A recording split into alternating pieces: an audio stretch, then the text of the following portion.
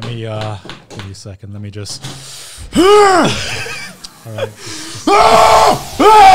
Now I'm scared. I feel like a Dragon Ball fan now. Yeah, I'm ready to talk about anime. No, you haven't done your steroids yet. Oh. What's up, Simps? Welcome back to another episode of Trash Taste. I'm in Simplord number 1, and I'm with Simplord number 2 and 3. We're tired. Have you guessed? I hope Mudan left that fucking shouting thing in at the beginning, because that is like that. That's not an act. We sometimes do that just to wake ourselves up for the show. Yeah, sometimes I'm taking a book. That's taking a page from Connor's book, and just I was about to say taking a book from Connor's page, and then I'm like, wait a minute, that doesn't sound right. So what have you guys been up to this week? I know, Connor, you went on a trip, right? I did, Yeah. but before that, I got the sick new shirt. Oh, I don't know if you where'd guys- you get that sick shirt? Probably the same Wow, place you got your sick shirt. And same shit. place Joey got his. When was this? Yeah, that's right. We're finally releasing merch. After all this time, we've seen it on the subreddit, we've seen it on the Twitter, and we're like, where's the merch, guys? Where's the merch? Cash in on that merch. You know, be a modern YouTuber. We're finally got our own Trash Taste t-shirts in white and in black. Yes. So yeah, if you want to simp us, you can go to where's the store again? Do you want So this is a special deal that we're doing right now with our friend Bakuretsu, who, if you guys can see the logo, he's the guy who designed the logo. Yes. And he decided to, this is an official collaboration merch for a limited time, only 2 weeks. So you have until, I believe, October 24th, 12 p.m. Eastern time to pre-order these shirts. And hopefully by the time around Christmas time, maybe, you guys will be able to get these shirts. You can get it in either white or black. So buy them. Buy them now. Yes. Buy them now. Use Go the link buy down them below. now. I mean, this Buy is it. more like kind of like an experiment for us. We were always talking about merch, so we didn't know how many of you would be interested. This is just like a first release. So if you like this, then we might do more merch in the future. Who knows? Yeah. Yeah, it's a very simple design, but we just wanted to start simple. Yeah, just start simple, you know, easy to know. Materials are amazing, I gotta say, boys. Oh yeah, nice. this is much better quality than what you'll get at regular t-shirt sites. But so if you're interested in that, go to buckaritsu.co/trashtaste. Links in the description as well. And yeah, hopefully you guys will simp for us with these beautiful new shirts. But yes, Joey, I did go on a trip. Oh yeah, where'd you go? I went to Niigata, which is northern. North. Yeah, it's North? like The directly north of Yeah. Japan. Not Japan. Directly north of Japan. directly north of Tokyo is what I was trying to say. Yeah. And I had a friend, Kenta, from university, who actually loved the story parts from our university because he was like correcting some of the details to me. Oh really? In my mind, yeah, and how like the neo-Nazi guy made like phosphorus chemical substances in the building. Were you fucking roommates with like Walter White or something? Dude, honestly, this guy was insane, man. But anyway, yeah, it was nice meeting him again. I haven't seen him in ages, and he lives in northern Japan, and he's a teacher there and a pastor, and yeah, he's chill. Went up to see him. Pastor, yeah, he's a pastor. So in Like Japan, Pastor, not Pasta. not pasta. He's a pasta. pasta. Linguini. Fucking, I can't say it right. A pasta. It's a pasta. Pasta. If I wanted to eat pasta, I would have that. But he's a pasta. So, Did you eat pasta with the pasta? I did not. Yeah. I did not. Yeah, because in Japan, there's a. This is gonna sound so dumb and condescending, but there's a job for like foreigners because he doesn't even look that foreign. He still looks Japanese. He's half. Yeah, right. He's half Welsh, half Japanese, and his job is to basically repeat a script that a real pastor might. Right. It's all for show. So they just want a foreign-looking guy to like say So the wait, words. he's not even like a legit pastor. No, none of them are. It's like a fake service. So you pay a guy, and he just says the lines and does all the moves and looks the real part, but like isn't a pastor. Like that's his job, and he marries people. Wait, how is that a job? What in what job sector is this a needed? I think there's a huge market in Japan for like wanting like a foreign experience wedding. It's like a really like. Could I find this on Craigslist? Like looking for fake No, it's pastor like who a legit, looks foreign. dude, it's expensive as well. He was telling me the price is like it's premium. It's for like rich people. Like you Rich and dumb people. yeah, Clearly. to us that's dumb as fuck, Yeah, it's but to dumb as them fuck. it makes sense, right? Yeah. So that's his job, and yeah, he was basically like, "You want to hang out in Niigata?" And I was like, "Sure." I want to leave Tokyo. I'm just sick of Tokyo. How long were you there for? Like 3 or 4 days, right? Yeah, 3 days. Yeah. So the first day I didn't really do. Oh, the first day I went out with him at night, and he took me to a bunch of girl bars, which are Not like hostess bars, because hostess bars, they sit next to you. Yeah. It's just like a bar where the girls are on the other side. And you just like, normally it's like 40-year-old, 50-year-old men just like really Yeah, from what I understand, it's a girl bar is just where the bartender or whoever's like your waitress is just obligated to talk to you. Yeah, so we went to like... Is that right? Yeah, we went to a bunch though. It's like a really expensive call center, but it's like it's like one-on-one. So some of the prices weren't bad. Like the first bar we went into, the girls like only spoke to the other girls. Not that like I'm like fucking pay me attention. I'd never been to one. He was like, "Do you want to go to one?" And he was like, "Do you want to see them all?" And I'm like, "Sure, why not? This will be a fun story to tell on Trash Taste, which is worth more than money." So the first one was like 900 yen for 30 minutes, and That's cheap. So you could drink as much as you want in that 30 minutes. And it went very slowly because the people were no fun there. But yeah, clearly that explains the price, right? Yeah. So we just like banter with them. Like one of them was saying that they can't understand English characters, and in Japanese, I asked them like, "Can you read kanji?" And they were like, "Yes." And then I was like, "I rest my case." I was like, "Wait, as in like they can't read the alphabet?" They've been studying it for like 5 years and couldn't read the English alphabet, and I'm like. How? I'm like, yeah, but then exactly. So I was like, so you can read kanji, right? In Japanese. She's like, yes. And I'm like, Omoshiroi. I said, omoshiroi. And then all the old dudes in the bar laughed, and I'm like, hell yeah, dude. And everyone clapped and stood it now. And then he said it, boys. Yeah. So then we left that bar, and immediately like 4 people were like, yo, and I was like, oh, nice. You know these guys? And he's like, no. And I'm like, oh, we're following them? He's like, yeah, why not? And I'm like, okay, cool. Right. So we're following them, and they take us to a bunny bar. Like everyone's in a bunny costume. Is that what I think it is? Everyone's just in a bunny suit. Yeah, but due to COVID, they weren't in the bunny suits. They were in bunny schoolgirl outfits. And I thought this is a cop-out because they're wearing school outfits, just but with the bunny ears. Just with bunny ears.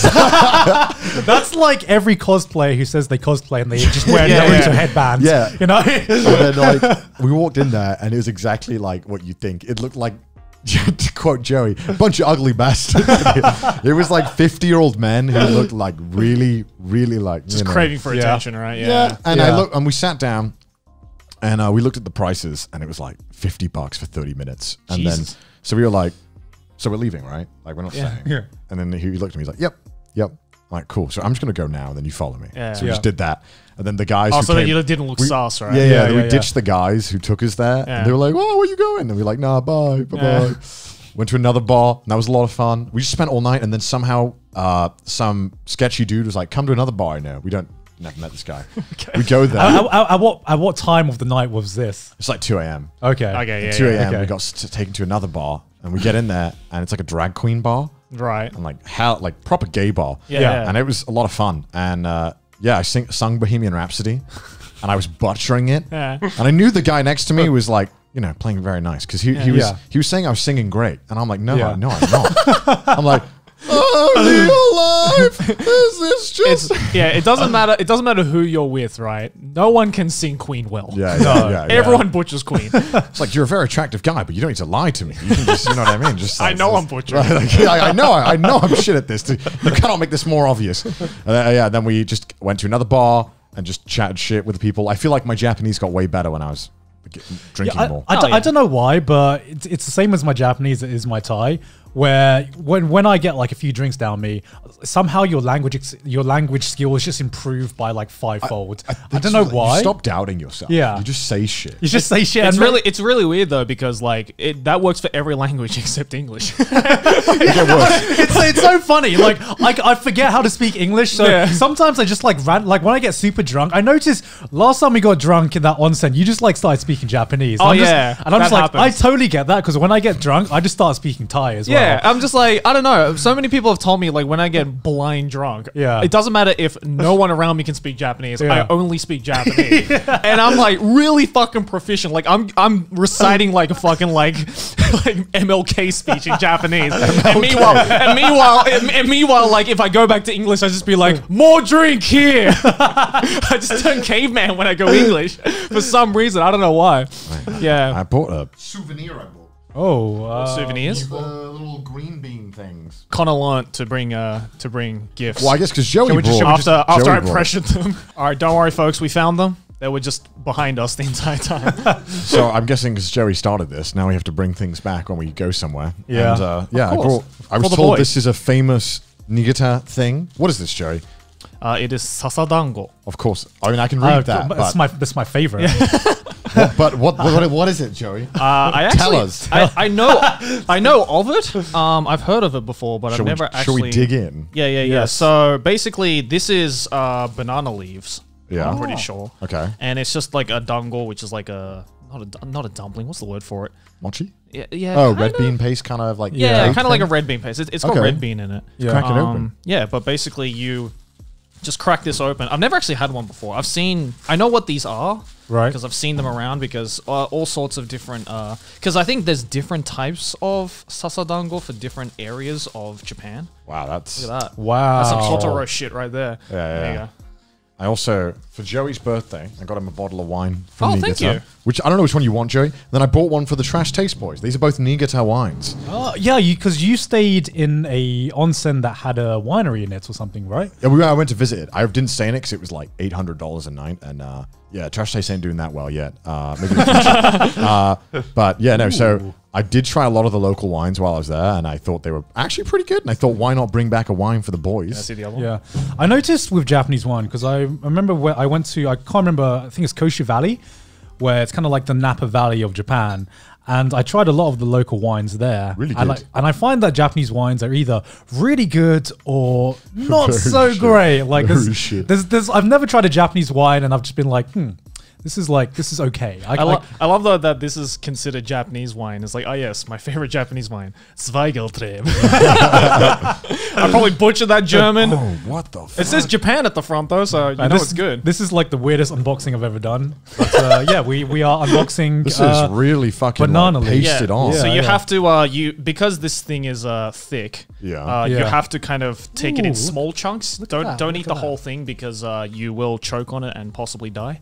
Are you serious? wow. Oh yeah, no. People, you know, it's like really common way that people die here is they like a lot of old people die from choking on dango and mochi. and What stuff the like fuck? What? That. Yeah. Health hazard. Bite into this thing? Yeah. Wow, Yeah, that looks just- ominous. This reminds me of a Thai dish. There's a Thai dish that's something similar. Just do small chunks, yeah. Yeah, it's like we in Thailand we have like banana leaves that are like sticky rice that are wrapped in banana leaves, and it's very thick. That's actually pretty nice. Yeah. Oh, can I have the banana? That does. I'm not going to eat it all in one. So That does taste this- like a banana leaf. I like this. Yeah, it's pretty good. Let's get the Hard to Yeah, I like describe it. the flavor though. I mean, other than the red. I mean, bean. like, okay, for anyone who hasn't tried red bean paste, it's how do you describe to someone who hasn't tried red bean paste before?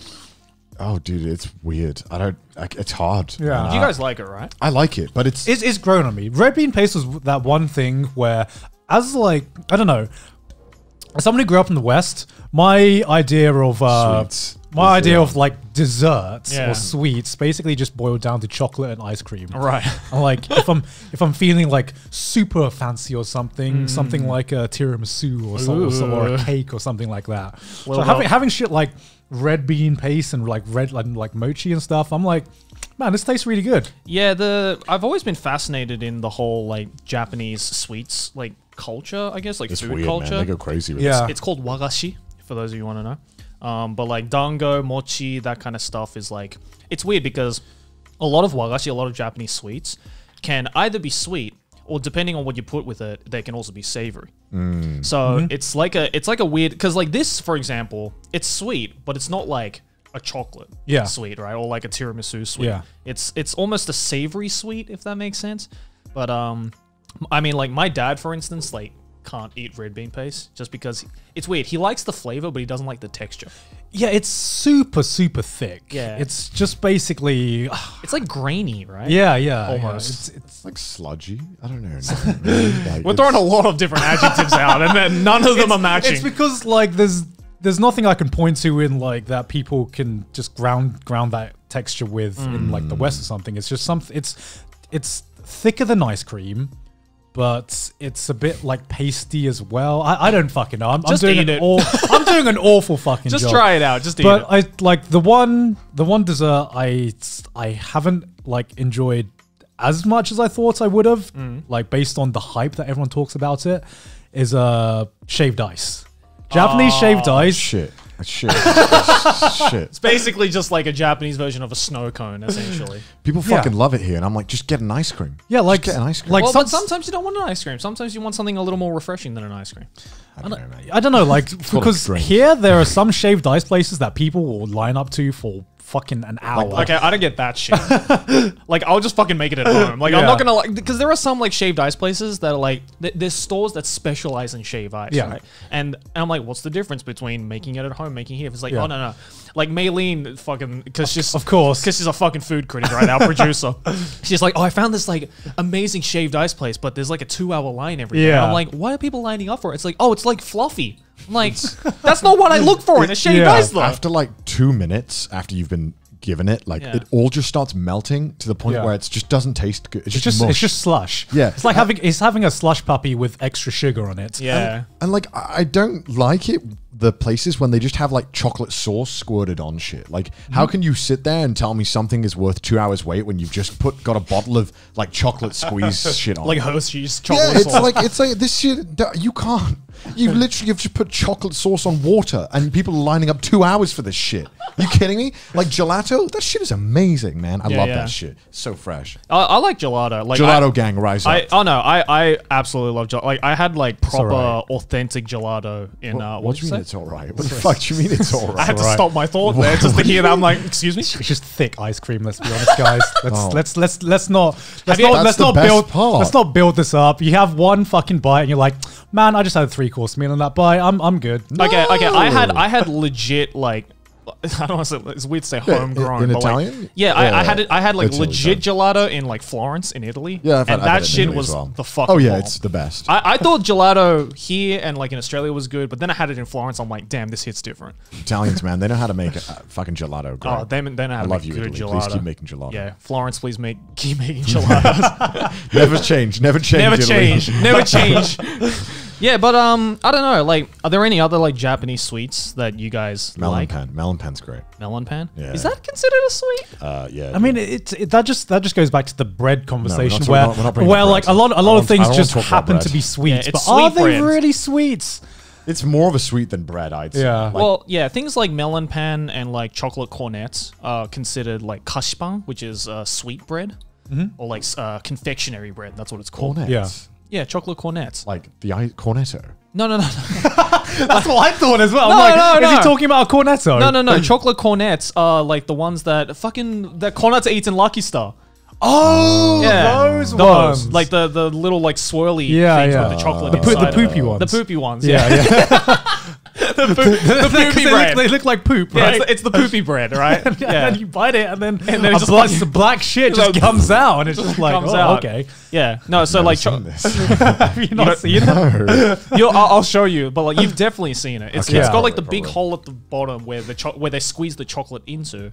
And the entire debate, like Lucky Star started this entire debate of like which side do you eat the chocolate cornet from, the fat end or the thick end? Yeah. And the entire first episode of Lucky Star is that. That's how an anime opens. Yeah. Yeah, but it's Man. great. But like but there's lots of those kinds of bread in Japan. Yeah. And then there's like the savory bread, right? Yeah. But for some reason they also make the savory bread sweet in a sense. So I just don't. There's just nothing. There's just nothing that's savory in Japan. There's nothing It's- savory. And when it comes to bread, there's nothing savory. It's weird enough. Like this kind of shit is more savory sometimes Yeah. than the Yeah, bread that you yeah, get, yeah. right? Yeah. It's But, like, what do you want? Something savory. Okay, so just a little bit of sugar, right? It's like, no sugar. So just It's like, I don't just understand. just 1 teaspoon of sugar. Is that what you're talking about? It goes back to the whole like Thai dish with like spice, right? It's like, what do you mean no spice in a Thai dish? That's not an option. yeah, like one chili, right? But like I noticed with Japan, there's so many different types of sweets, and I feel like it's because of the gift giving culture here. Because there seems Yeah. to be like a gift for every occasion and every kind of relationship you have. Yeah. So dumb. Yeah. So dumb. There's my favorite example of just the gift giving culture that is just way too intense is Valentine's Day in Japan. Yeah. Oh White my Day and God. Valentine's Yeah. Day. Yeah. Well, I mean, there's the whole concept of like Valentine's Day, which is on the usual February Yeah. 14th, and then there's White Day, which is March 14th. Yeah. See, the only reason I know this is because of anime. Yeah, because right? there's that one episode in every romance or harem anime where like the girl or the guy is just rushing to get some fucking chocolate for the other character. The girl is always like so shit at making the chocolate and has to stay up all night, and the chocolate sucks. But the main protagonist is like, no, But it's still good. But it doesn't matter because she poured her heart and soul into Yeah. this. You know. It's 1 week before, right? What? White Day. No, White Day is March 14th. It's Yeah. a month after. So what it is Wait, after? Yeah. Oh, Yeah. fuck. Yeah, so Valentine's Day traditionally, right, Mm-hmm. in every other country is guys give chocolates to the girls give chocolates to the guys, right? Like all that kind of shit. But yeah, that's the traditional way, right? I think so. I think so. But in Japan, Valentine's Day is specifically a day where the girls give chocolates to the guys. No, this Yeah. is right because now I remember this. I was like 6. So you get like a month to like analyze their gift and Yeah, be like, yeah. all right, how much am I going to spend Yeah. back? Like, Yeah. And then White Day is and basically you have a month to basically Connor gets out his spreadsheet and he's just like, okay. because you have a month to what's optimize. what's the worst thing about having you're both going to buy a gift for each other at the exact same time? This What's is why I hate Christmas. No, man. exactly. Because This is why I fucking hate- Because right, you have to like either mind read each other and Yeah. be like, how much is he going to spend, Yeah. or Yeah. you got to just straight up be like, max 20 quid. We're saying max 20 quid. You know what I mean? Yeah. So that's great because But like, I hate having the conversation before Christmas. Just Yeah. like, yeah, we're setting a budget on this, right? We're like this is What our budget. There's no budget. yeah, so that's great. I remember this because then I got a gift and I was like, sick. So I can just either not give you a gift back if I don't see you again in a month, or I can plan it out what I'm going to give you. Yeah, exactly. So, yeah, usually it's the whole idea of like the guy has to give an equal amount, or because Japan is always like Got to this, one up it. Yeah. Gotta one up it. The Gotta guys one-up have it. to one up the girls, Or right? just say psych and don't date her anymore. True. But here's the thing, right? In Japanese Valentine's Day, I know because I made a whole video on this. Right. There's 3 different types of chocolates you can give. Really? Yeah. So there's What? okay. So there's honme choco, which is the chocolate that a girl gives to a guy who the girl like really likes. You know, Yeah. it's like the one basically. And then there's giri choco, which is a chocolate that a girl gives to a guy that she has had some kind of like They've literally- non-platonic relationship with. Dude, basically. someone literally just saw the Apple pricing for the phone. Let's do that with chocolate. Yeah, pretty much. So basically, like Giri Choco is like, say, like, you know, if like Maylene, for example, right? She's our producer, like we Yeah. work together. So she would give us Giri Choco because we work together. Like Yeah. we're involved in her life in some way. So as Is there ever a point where you're like, stop, I can't eat this chocolate. This Yeah. is giri chocolate. Yeah. We're on the tier above exactly, this. exactly. I can't eat this. I can't believe you thought about me like this, mate. I thought we were closer than this. But like, yeah, and then there's that, right? And traditionally, that's where it ended. But recently, there's a third type of chocolate called Tomo Choco, Yeah. which is where girls will give chocolates to other girls who they're friends with.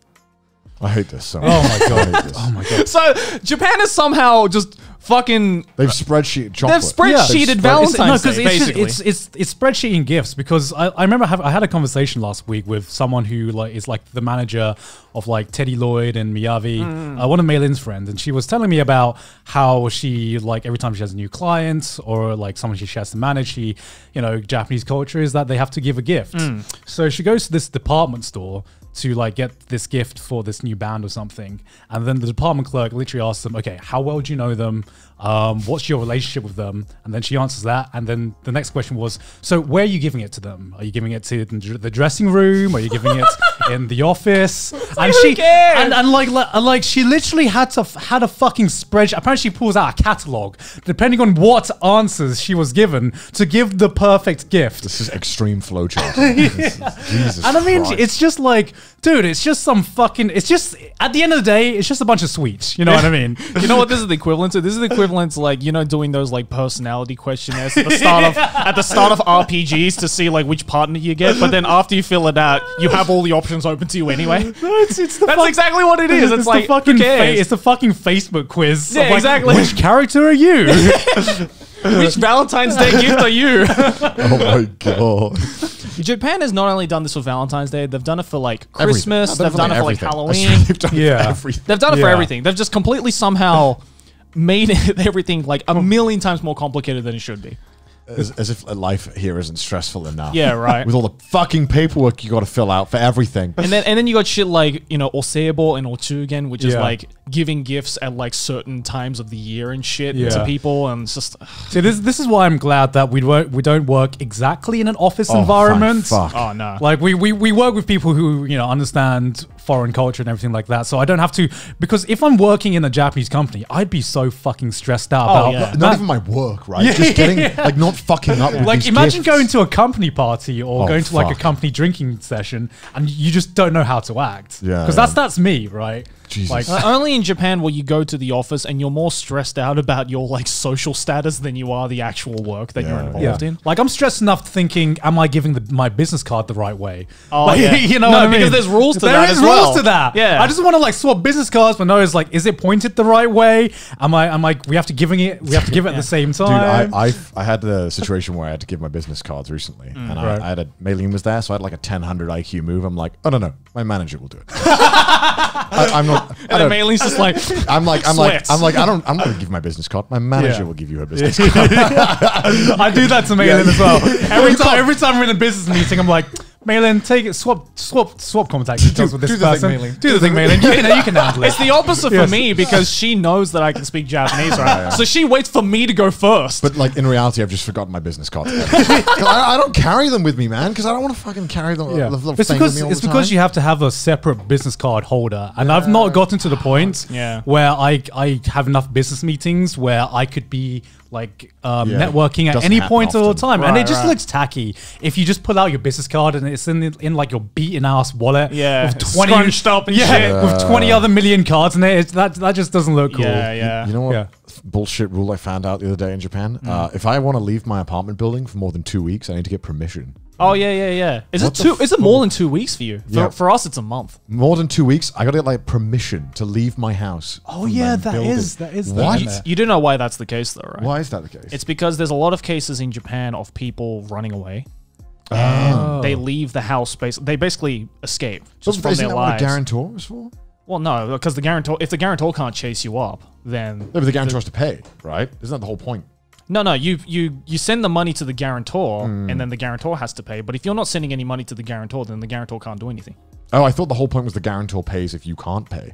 That's if the guarantor is nice enough. I guess I can understand if they're worried about that, but then also, I don't know, it's just weird living in the UK where I don't know, it just seems like I'd never want to have to ask if I can leave. Yeah, true. That's weird. You have to ask permission to do everything. 2 weeks? That seems like a little. A month I can kind of understand. Yeah. yeah. I mean, yeah. So like every time Aki and I go to like the US, for example, like Yeah. like last year, like before the whole Yeah, pandemic yeah. thing, where we were in America for like 3 months at a time or something. I have to call them up. I mean, it's super easy. Luckily, I can imagine they never say no. no. But it's just weird though that they might say like, no, you can't go. Well, I mean, for us, it's easy because I just say, "Oh, it's for work," and they're like, "Okay." Yeah. They don't question it, you know. But Yeah. if it's like, you know, I have to attend an anime convention, then maybe they'll be like, Yeah, all right. if they were like grilling you, I'd be like, mind your own fucking business. I pay you. yeah. Like, oh my gosh, dude! I remember I saw a few comments that were like, man, Connor fucking hates Japan. Why is he living there? He's so ungrateful, man. And it's like, nah, I want to Privilege. because I guess we do often point out the things that we don't like about Japan a lot, but that's because I think a lot of people, in my mind, view Japan as this like utopian country. Yeah. And at the end of the day, it's like any other country, it has issues. And also, Yeah. and also because, you know, I think that we've experienced living here as opposed Yeah, to just yeah. visiting here, right? Like, Exactly. you can't Yeah. get a scope of a country Yeah, just yeah. from visiting it, True. right? Well, I mean, like we have complaints about any country we live Yeah, we're in. British. I mean, I'm going Yeah. to complain about anything. Like, like- I'll find a complaint with something I love. 100%. I love it, but fuck, I hate it. Yeah, exactly. yeah. Like there's you know, when I lived in Thailand, there were like so many things that I didn't like about living There's in things Thailand, you but love, right? Yeah. there's things I fucking love as well. So it's all like a give and take wherever you live. Like the more, it's funny, right? Because when I was a kid, I was like, I want to live in here. I want to live in X. It'd be cool if I lived there. But like the more I move around and the more I travel, the less I know where I want to settle down. Yeah. Because like the more I travel, the more I'm like, man, I really love this one thing about that one place, but man, I really hate that one thing about that Yeah, one place, yeah, and I yeah. really want Yeah. me to like.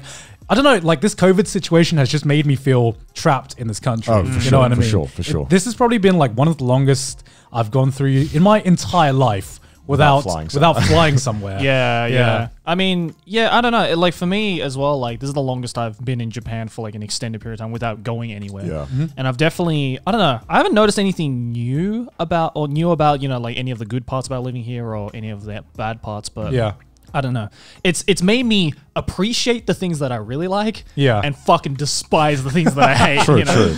It's like to another level. Though. Yeah. I wake up every day and I walk past my router and I just smile. I'm like, damn, damn, I have a gigabyte download and upload. That's just beautiful. I love to see it, dude. I don't know why I heard you say Naruto. Naruto. I just sit by and I'm like, damn, you're good. Damn, you do your job good. Yeah.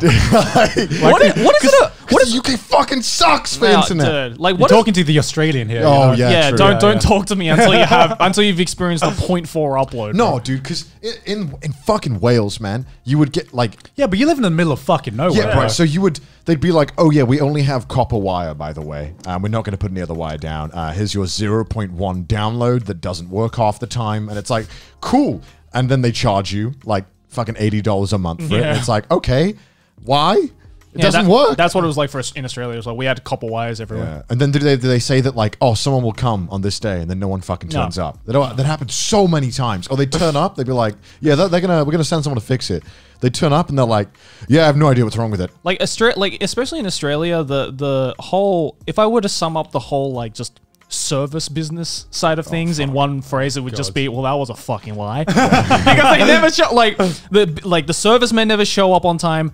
Transport never fucking shows up on time. Yeah. Like, oh my god, Sydney transport. I don't know about other parts of Australia, but Sydney transport had to have been one of the worst I've ever experienced, right? Like, really? If you go, okay, so I had to catch a bus every day to go to uni, right? Yeah. And this bus turns up every 20 minutes. That's what it says on the timetable at the stop, right? So I'm like, okay, cool. This next one's coming in 10 minutes. Sick. Yeah. 10 minutes passes, no bus. Like, not a single bus. I'm like, did I miss it while I was looking down at my phone? Where is it? Yeah. Right. Whatever. Another 10 minutes, doesn't show up. Yeah. Yeah. Like, okay.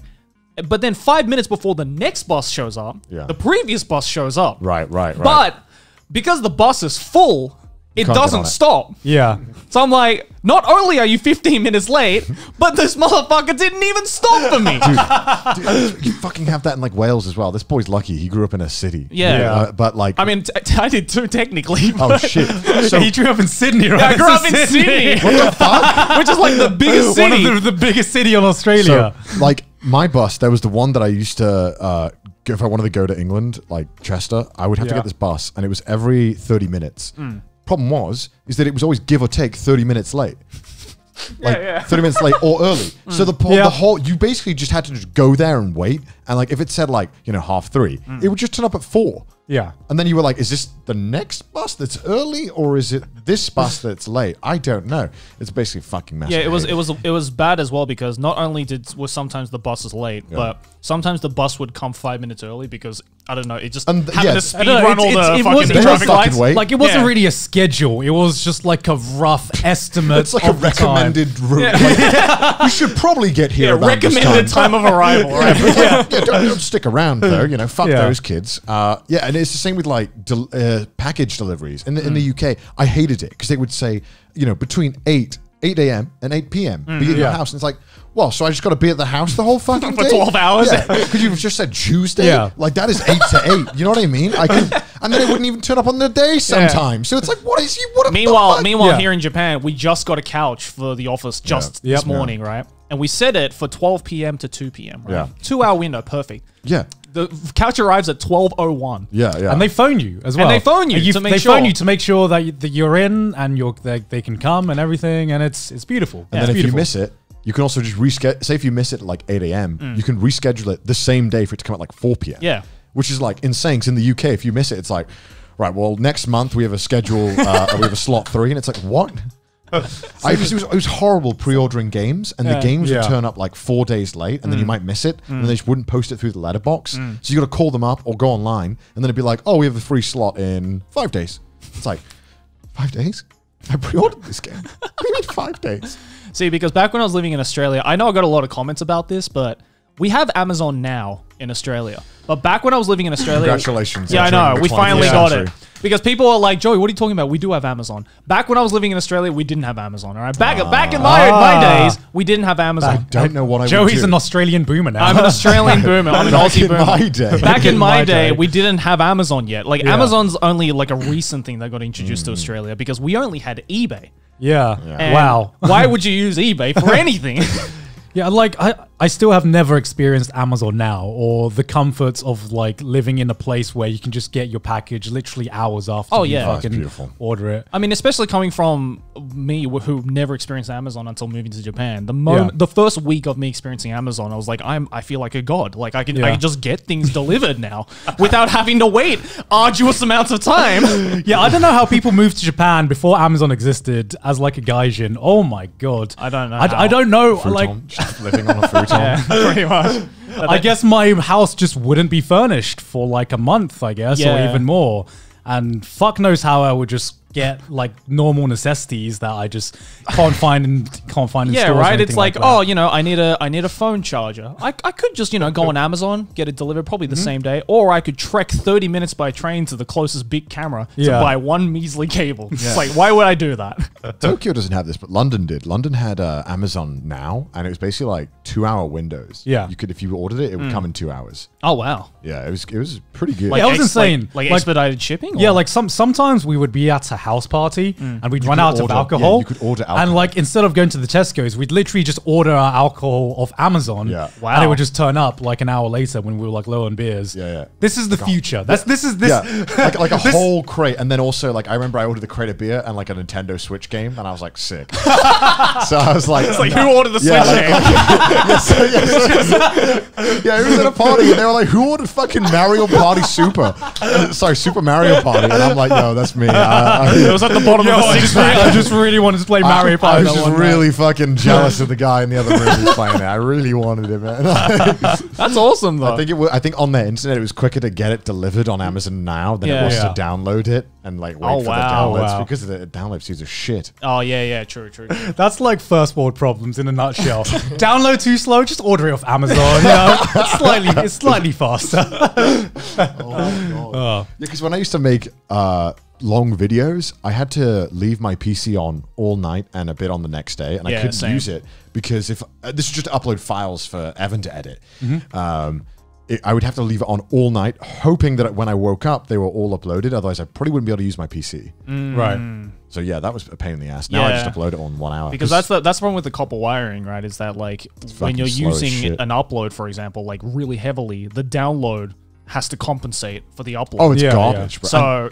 So like every time I would like upload a video at like 1 a.m., right? I couldn't use the internet because I had legitimately like fucking dial-up speed. I was about to say, you're going back to dial-up at this Yeah, point. it was crazy. legitimately dial-up speed. Like it took like 2 minutes to load up Twitter. Yeah. And I'm just like, I can't do this. I can't live like this. I can't do this, man. Why would you do this to me? Yeah, it's crazy. And they used Yeah. to, like, the companies used to throttle my internet all the fucking time. God, were you with Virgin? Yeah, Fucking Virgin, man. Virgin Media fucking sucks. My dude. God. What a version company. They really were They're a not a Virgin chat company company at because all. like they on paper they give you the best internet speed that you 100 can get. megabytes download. Yeah. Never fucking saw it once. You never see it, and at peak times, man, you are not getting anywhere close near to what they advertise to you. Yeah. The moment you upload or download anything as well, Yeah. they immediately throttle you, and I had to call Yeah. them up so many times. When like, hey, turn that shit off. I paid for this, and they charge you so much. We're going back to the days of dial-up where you have to be Yeah. like, "Mom, get off the phone. I'm I downloading a game." I had Oh to my do God. that with my little brother when I used to play League at home. I'd Yeah. be like, my ping would go from like maybe 60, Yeah. 150. Like I remember, Owen, get off the fucking Pornhub, Owen. like whenever I remember back in university, whenever you were living in like a shared house, Yeah. my God, trying to game in a shared house is fucking impossible. Because yeah, your ping would either be like 10 when no one's awake, or when it's dinner time, it's like fucking 800. God. I'm like, who's fucking downloading another episode of Game of Thrones? And everyone's everyone's torrenting Everyone some puts shit. their hands up. No, that was. I mean, it was fucking worse for me because like when I was doing YouTube, like back in Australia, all of my YouTuber friends were in America, right? So every time I jump onto like Gmod or something, on a good day, my ping would be like 300. I'll be like, guys, why even play at 300 ping? Because I was desperate for friends. When we all? I didn't have any YouTuber friends in Australia. There must be a formula for like ping correlation with how desperate you are to hang out with that person. Because I play League of Legends a lot with Didus and Emily, and it's like 200 ping, and I'm like, man, this sucks, but it's really fun. Damn, I wouldn't do this. Oh, yeah, no. I mean, 300 ping Gmod was still fun. No, yeah. But, I mean, no one could kill me because I just keep fucking teleports the behind lag compensation. What is the value of friendship, right? Is it 300 ping? What is your ping limit? We should break down the value of friendship by ping number. It's like, would I pay 160 ping for you? Yeah, I'll pay you that. Like 800 ping, ultimate friend. 100 ping, just an acquaintance. I just want to talk to you, man. That's all I want. Yeah, so you used to upload daily on that garbage internet? I sure did. Oh my god. And that's why my computer exploded, How remember? did you not get like burnt out from that? I think I would like hate I mean, I did get burnt out. After like 2.5 years of doing that. Because I quit Let's Plays a week before I moved to Japan. I remember when you quit that, and I thought like, good. Yeah. Oh, everyone was like, good. You should have done that ages ago. And I think I did it at the perfect time because that was just around the time, like early 2015. That was around the time when gaming was kind of starting to dip. Yeah. Like just overall. That's when YouTube kind of shafted all of gaming YouTube, right? It was like, no more spotlight for you. Oh yeah, that's around 2015, right? Yeah. Which, like, speaking about that, have you guys, like, in your YouTube careers, ever properly experienced burnout? Oh yeah. You have Like, when was the last time you guys experienced burnout? Last time I experienced like proper burnout was maybe this was back before I was living with Aki. Right. And I was just living on my own. Yeah. And yeah, I just had like a moment, like maybe for like half a year where I was just constantly like all I was thinking about was like, all right, what's the next video? What's the next video? I gotta keep one-upping myself and like just coming up with ideas because even back then I think I was maybe uploading like once every 3 days or something. So not as intense as daily, but still pretty fucking intense, right? Especially because now I wasn't doing Let's Plays anymore. I was doing like straight up like I was writing a script every fucking day, right? Right. So that shit burnt me out like a hell of a lot. And there was like a point where I was legitimately like, should I just like stop? Like, should I just stop YouTube for a while? Yeah. But then I was like, nah, ain't worth it. Ain't worth it. I mean, I think a lot of people, the viewers, heard a lot about like the mystical YouTube burnout and what it means. Like, what are they like? Can you like try and explain? At this point, when I'm sure, like for like a viewer, hearing burnout, hearing burnout is just like, oh, let's just get that off the YouTuber checklist. Yeah, you know what I mean? It's kind of just become it's kind of just become a cliche now. It's like, oh, you reached burnout, okay. It's like, all right, see you in a couple of days. You'll be over it soon. Yeah. Like people think that YouTuber burnout is just like I don't know. Woe is me. Yeah, kind of a woe is me, like a very privileged first world problem. But I think like it's just another form of like creator burnout, right? And if you've never experienced burnout in your life or creator burnout, artist block is another word for it. Yeah. It's essentially where you want to do something and you want to make something, but you either have no motivation or no inspiration to do it whatsoever. Or both sometimes, right? Where you're just like, man, I really want to get a video out. I know I need to get a video out. I want to be creative. I just don't know what to do. Yeah. And I have no motivation for it. Yeah. I think there's one person who reached burnout recently, then they made a statement about it and it hit me hard because so the author of Tower of God recently went on hiatus for an indefinite period of time. So we don't know. He hasn't said I'm going to be away for this long. He actually just wrote like a really, really long post, just detailing that he's just had no breaks for this entire like time during Tower of God. And I remember there was this one line that really hit me, which was, I think he said, I didn't know whether I was working to upload or uploading to work. I didn't know whether I was living to upload or upload to live. You know what I mean? And I'm just like, dude, I totally get that, man. Yeah. Because there are times during burnout where you're just like, man, what am I doing? What am I doing? Am I even enjoying this anymore? Yeah. So, I mean, to explain to the viewers, how do you like get into burnout? Like, what does it feel like? How does it start? It happens in so many different ways. I feel it really depends on the person, but like, a common thing that would happen is like, for example, like if you uploaded like 4 or 5 videos that are like absolute bangers, right? It's just like boom, views, boom, views, boom, views. And then after that really good streak, you have another streak, but in the opposite direction. Of like, oh, that one bombed. Oh, that one bombed even harder. Oh, that one bombed even harder. And you start to lose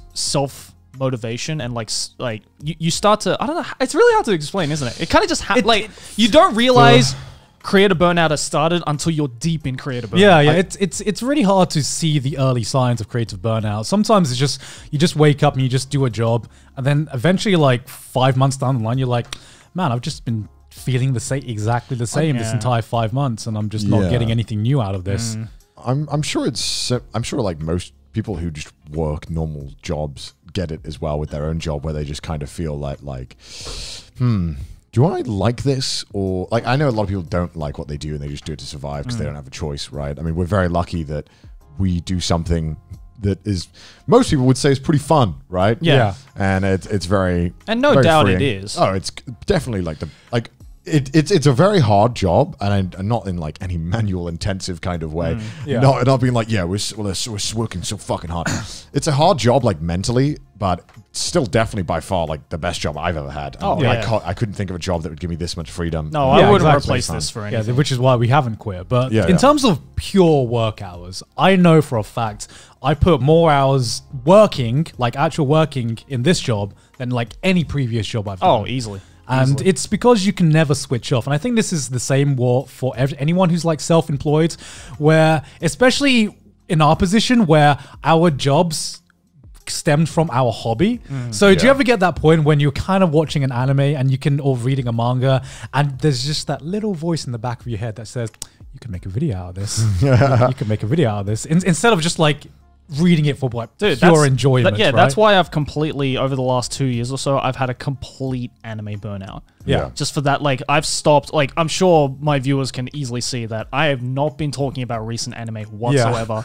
When people ask, hey, have you watched this? Hey, have you watched this recent stuff? I always say, nope, I'll get to it, because I have that thing of like, I could just watch this for my own entertainment. Yeah. But at the same time, I feel like I'm wasting my time if I don't make a video on it. Yeah. Right. Because I don't know. That's my biggest fear, is just wasting time. Yeah. I don't know. Like whenever I feel like I'm wasting time, I just can't lose myself in like any show or something. Right. And it's up to like, for anime, that's times 10, because I can never just watch an anime just for purely watching an anime anymore. Right. And that's made watching anime and reading manga 10 times harder, because if I feel like I don't get anything out of this, either like for entertainment wise, or if it's something I can't talk about or something like that, then I just can't get myself to focus on it.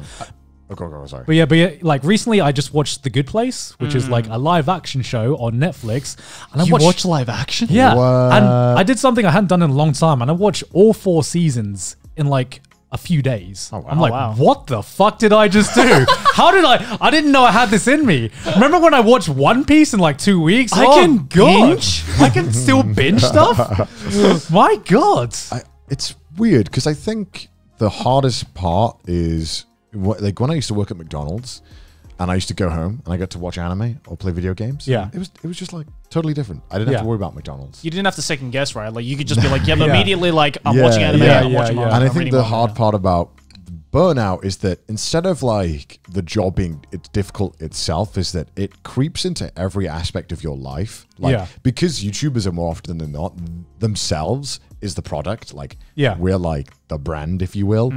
You know, like even just if I go out for a meal, I'm like, am I wasting potential by not posting about this and where I'm doing it? Yeah. It's like everything in your life is like infected with this thought of like, should I try and monetize this? Yeah. It's the point where everything in your life becomes a commodity. Yeah. Even experiences, experiences can become a commodity, or like in our cases, it could become like a nice, fun story on Trash Taste and that kind of thing, right? Where everything you start thinking about everything in your life in terms of your job and how it can affect your YouTube, or how you can use that to benefit it. And it gets to a point sometimes where it just becomes subconscious. Which is why I never understood the mentality of people who do like daily vlogs of their lives. My God, how do you do that? I think you have to be a psychopath. I think you do. You have to be psychopathic or sociopathic or a combination. I mean, of the two. you definitely lose something, right? Yeah. Like my relationship with anime and manga has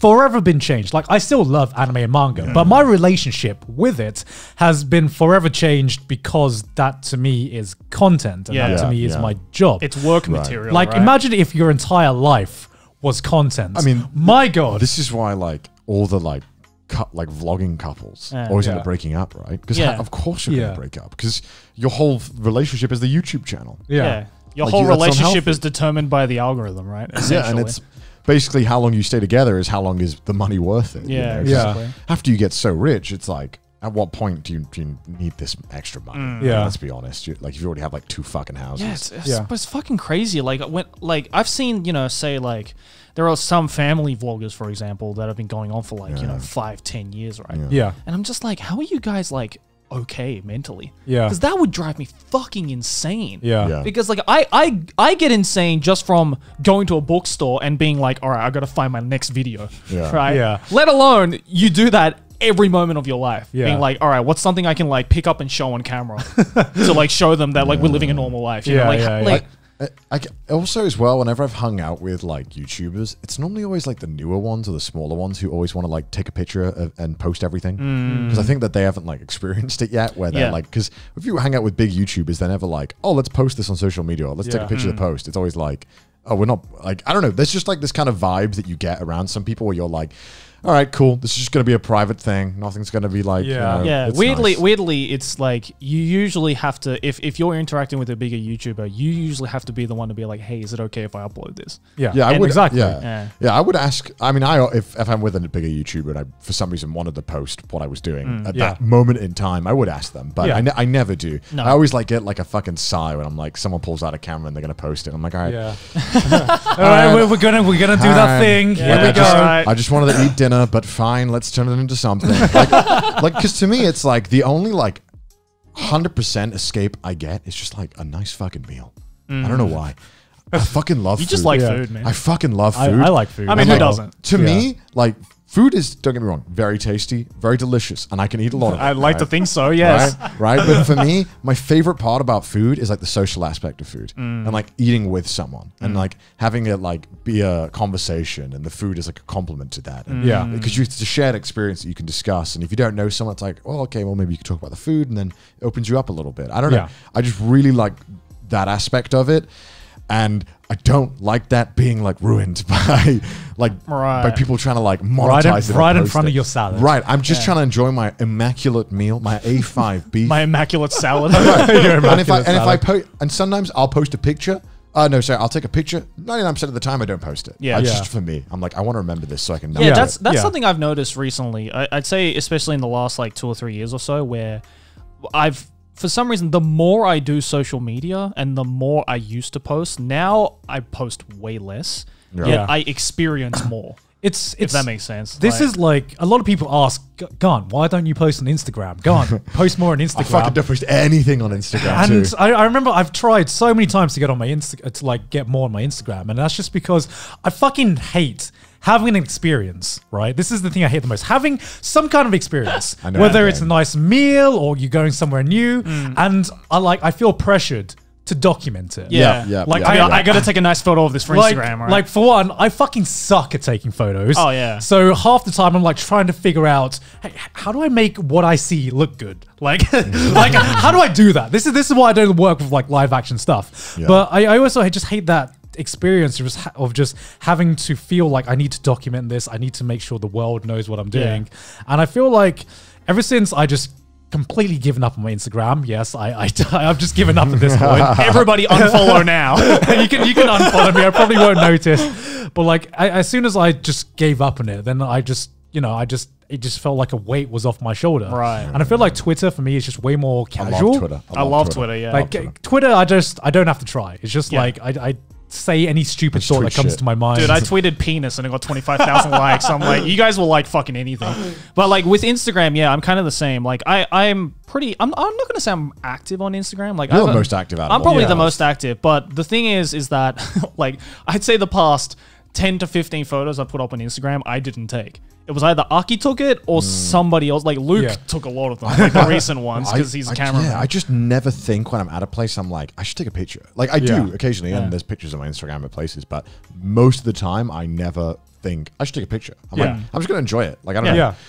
And Yeah. that shouldn't be like a thing of like, wow, look how amazing I am. I just Yeah, you have nothing to prove, right? Yeah, it's like I don't have to take a nice photo of this trip I went Yeah. to prove to you that I went on Yeah. this nice trip. Like Like, Yeah, you know, that should just be something that you should cherish. Not to say, you know, don't post your experiences on Instagram. Yeah. Like, if you're okay with Yeah, that, I did fucking just go recently. for it, right? Yeah. But it's not a necessity, especially if you're a content creator or a YouTuber. Yeah, or something like I think I think what we're saying, like more like doubly, is about other content creators or other YouTubers, because as a content creator, you do commodify your life, and you need to find.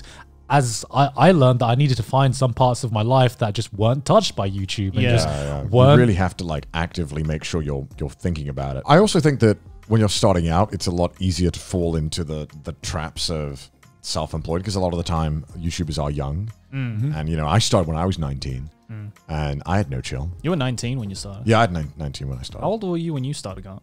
17. 17. Yeah. I was 18 when I started. Yeah, I find when you get that first initial growth, your thought is to pour everything into it. And, I definitely did do that, and I definitely got burnt out very quickly because I was doing university as well at the time. Yeah, same. So it was like I was putting in a full 40-hour work week on my YouTube, and then I was putting probably not a full 40-hour work week into my university studies. Oh no, it was definitely like YouTube University for me, right? Yeah. And then my social life was just, you know, In shambles. tumbleweed. Yeah. I mean, and the sad thing is, right, is that for every one of us that you hear the success story, you know, there's a lot of survivor bias with that kind of stuff, because for every 3 YouTubers like us that did it during a job or university, we made it through, but it's probably like 100 people who fucking sweated their ass off full throughout university trying to get it to work and failed miserably. Yeah. Didn't have anything to show for it, right? Like I took a gamble and it worked off, but it was a dumb gamble in reality. Yeah. But I was passionate about it. But I mean, the more dumb gamble for you would have been if you saw that little bit of success and you're like, I'm going to quit university, which is something you should never do. So yeah, like I fully please do that, because I was going to do a master's, but I ended up doing a bachelor's because I just hated engineering by the end of it. I got a 2-1 at the end, so I was like, "Oh, I'll take it. It's good enough." Yeah. Do you have that in the US? What? The rating system for? I mean, I'm not from the US. Oh, but- sorry, fuck the Australia. Okay. Australia. Is there sorry. like different levels of degree? like like the Well, like pass rate? bachelor's, masters. No, so that kind in of the stuff. bachelor's, like the pass rate, like the Like first. like Oh, first 2-1, 2-2. I don't know. Like I the only first, second, or third degree. I probably got the lowest one. So I legitimately just slid past. Oh, okay. Go Yeah. to And I was like, give me the paper. I'm fucking out. got a fucking first, baby. Oh my god, dude! I wish Gaunt was in my dissertation presentation. He would have fucking cackled this way. So I'll go on a tangent real quick. So my dissertation was fucking awful. A dissertation, by the way, is like your final paper. It's like 30 pages long. And in my one in engineering, we have to like actually either prove something like that's been proved before, or like make a device or something. So I decided, I'm gonna make. So we were given a topic, and my topic, You told me this my topic was a wave energy device. Yeah. Now I loved renewable energies, and I loved doing that. And luckily we had like one of the best guys in the UK was the guy who was my tutor. Okay. Right. So I was like, yeah, dude, I can make a wave energy device. Wave energy devices have never been proven to like work very well. They in concept they work, but they don't work in large scales. Right. Normally it's below the waves. Yeah. Like the flow in the bottom they use. Yeah. So I was like, but I can do it. I can make a device that will work. I had like no experiencing workshopping or like making things. Yeah. So I don't know why I thought this would go well. So I did this whole paper. I wrote everything about it, about this concept. Then I had to build the concept. And it was the biggest piece of shit I'd ever built in my life. So I dead ass made this like pathetic little wooden thing with some copper coil strapped to it and like a bobbing thing, like a toilet float. And I turned up to this thing like a kid, like a 6-year-old kid in Like a show and tell. At the science fair, like right? at the science fair. Like it was literally science fair quality, but even worse than that. And I turn up and I'm like, so I go through 10 minutes of all this very detailed scientific like calculations, the proving, and I pull out this piece of shit cardboard thing, like wooden plywood, and I'm like, so you just pull this up and down with the waves, and it'll make electricity. And then I had an LED attached, one singular LED, and he's like, it's not powering it. And I'm like, you have to go really fast. And so I start doing like fucking this with the fucking like jacking it off basically. And he's like, so do you know any waves that go that fast? And I was like, no. There are no waves that go that fast. I love that's like the most university professor kind of question. It's like the kind of like they will ask you questions where they know the answer. They just want to see you like bullshit your way through this. So yeah, he has two people, my tutor, and he was fucking giggling the whole time when I pulled it out. And the auditor kind of person who'd never seen before. And I had a dead ass like look her in the eye and be like, this is very scientific and very accurate. It will work, I promise. It was so embarrassing. And everyone before me was in a full suit, and I just turned up in a t-shirt. I didn't get the memo that we had to dress nice. Right. And so it was just fucking painful. And then he kept asking me questions like, can you hook it up to a battery? And I'm like, I don't have any Duracells lying around. Maybe you do. I don't really like. You can't even light the LED on the Duracell. I'm like, so what you did is that you just made a device to light an LED, and it didn't even do that. And so I made it. I basically made a very basic electromagnetic thing. That's what it sounded like. Just like you put the magnet in a coil and it makes electricity. So the idea was that it bobs up with the wave. It's like Fleming's left-hand rule. It's like some shit people were doing in like the 1600s, right? It's like for science experiments. And this is the problem is that there's too many variables in waves. So like, you would need like hundreds of the like little wave devices, but how the fuck are you gonna have that on top of the waves? Like this shit's gonna break all the time. Basically, it doesn't work. I fucked up and I embarrassed myself. I just remembered a similar thing it wasn't for like, because we didn't really have like a dissertation for us. Like we had like 3 big projects that we had to do. And then those 3 projects would go on display at like the graduation party for our curricula. And one of them for the course that I was doing was, I did like a computer robotics course. And have you ever seen like those robots? They have them a lot in America, but they're those like robot arms that are basically like robot bartenders. Oh, I've seen those. Yeah, I've seen those. I think it's an Australian invention, but basically it's just this giant white arm that's programmable and it pours drinks, basically. It's just an automated bartender robot. So we had one of those because I think our university like was the first to develop it or something. And we had one lying around. So we had to make a program that used the bartender robot, and then they would show that off at the graduation party to actually serve drinks at the graduation party. So we're like, okay, that sounds dope. Problem is that it was a group project, never goes well. And second of all, I was the only one who knew how to program. And third of all, I sucked at programming. So we made this like whole thing. We planned out this giant thing being like, all right, let's do it where you press this button. You can choose like the amount of shots that can go into the glass. You can choose the glass size, all this shit. And we're like, all right, who's going to program it? The other 2 looked at me and they're like, we don't know how to program. I was like, all right, I guess I'm programming it then. Had to learn. It's always that point where you're like, does anyone not know how to do this? Fuck, I gotta take responsibility. It's like, all right, I guess I have to learn JavaScript from scratch. Then sick. And C++. Okay, I can do this. Did you get it working? And so in the end, we have to present it, right? We're kind of like a dissertation. We have to present in front of the class. But the problem was the only thing that worked. There was one thing that worked. We had like 10 different options that you could choose from. None of them worked except for one. And that was the one where you press a button and it will pour a beer. A single beer. That's the most Australian thing I've ever Australia heard has all been day. saved. Not even like, and this is a button you could only press once. Once the robot poured one beer, that was it. The app was dead. God. Hell yeah. Hell yeah. We passed somehow. I don't fucking know. But then the professor was like, so do you want to have this on the graduation thing? We're just like, no, please. I'm not even going to show up to the graduation. I'm too embarrassed because I'm going to see all these other amazing projects and just feel like absolute shit for it.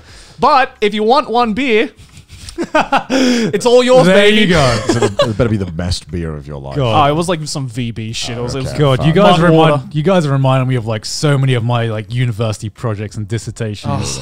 Like I remember my dissertation was like a lot. Did your dissertations feel like a fucking lifetime to complete? Because mine did, and I remember. Like my dissertation had several stages, and I remember like depression. One of the first stages, I had to like build like a wireless antenna. So we had to build a system where I could like transfer data wirelessly. And my friend actually helped me build it. And I remember we basically just recreated probably the invention of porn, right? Okay. Because what happened, right? We were working on this for like an entire day.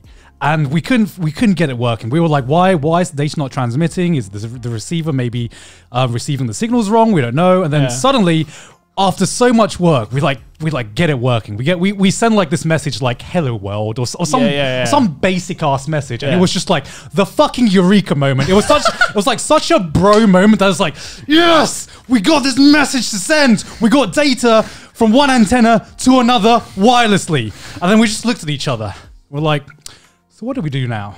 And he just goes, let's try sending ASCII porn. Not even real porn, just ASCII porn. Yeah, no, we couldn't send that much data at that time, so we were just like, what can we send? Let's send ASCII boobies. So we Google like a naked girl with like through an ASCII filter, and then we try sending that, and we're like, yeah, it fucking works.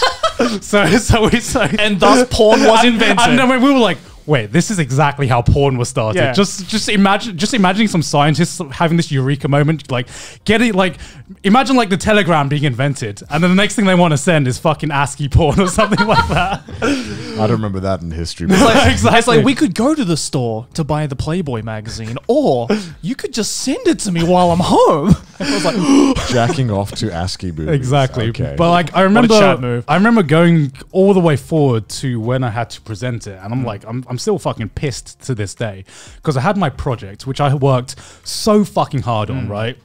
And I actually knew it was actually working. It was like Why you gotta do me like that? Why you gotta the call out. Wow. it was many sleepless nights, many Red Bulls to get this fucking tracking system working that I had been working on all year. And so for some reason, you know, like that dickhead professor that just seems to wake up and he just he just wants to be an arsehole. Yeah. He just, for some reason, that was the day he woke up and he wanted to be an arsehole. Right. So he just starts grilling me on my presentation, and asking me questions that, you know, that you shouldn't expect from my level, basically. Right, I mean, I was doing a master's, but he was asking me like PhD level questions. Right, I don't know why, and I was there for a good like 20 minutes. Why do you hate me? Because I swear the questioning was meant to be like 10 minutes max. He's going to ask you 10 minutes worth of questions. It goes on for 20 minutes. Oh my God. And I'm like sweating. It was like the worst job interview I've ever been in. Like, you know when you're just spitting bullshit and you don't even know if it's correct anymore. Yeah. That was like the point I was getting at. So he finishes with me and I'm just like, what the fuck? Why did he do that to me? I'm like sweating. I didn't even get a good mark for my presentation. Oh, what an asshole. But what really kills me is that the person next to me was the one girl in my class. The one girl in an engineering class. Oh, you didn't grill her? And okay, so I saw his face. So like when he was like grinning me, he was like eyebrows furrowed, like, yeah, whatever. I don't give a shit about what you said. Yeah. Goes over to the next person. Hi, what project do you have here? My boy's horny on main. Oh, that's sweet. And I know for a fact that she didn't know that thing didn't fucking work. She didn't put any fucking work into it, but she got a higher mark on the presentation than me, and my thing actually worked. And fuck you. And it's like, well, now we know who is sucking the professor off after class. I don't know how we got this fucking tangent, man. Yeah, back to the YouTube burnout. Oh, I was telling the story, and like I think the most burnout I ever got on YouTube, like because we can get into like now later on, but I remember when I first moved to London, for some reason because I was going to London quite a lot to do voice work, so I was like, fuck it, I'll just move there. Because why not? Got nothing better to do. And I moved there, and I was making about $1,200 a month total before tax, which not great for So London. you were making about $500.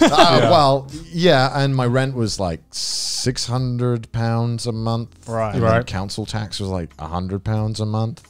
And then there was bills included. So after all bills and tax was gone, I was left with like $100 to $200 a month for like food and stuff. And I was like, oh, that's not good. That's not good. And then Do the math. Yeah, I was doing the math on my spreadsheet, and it was like, you're fucked.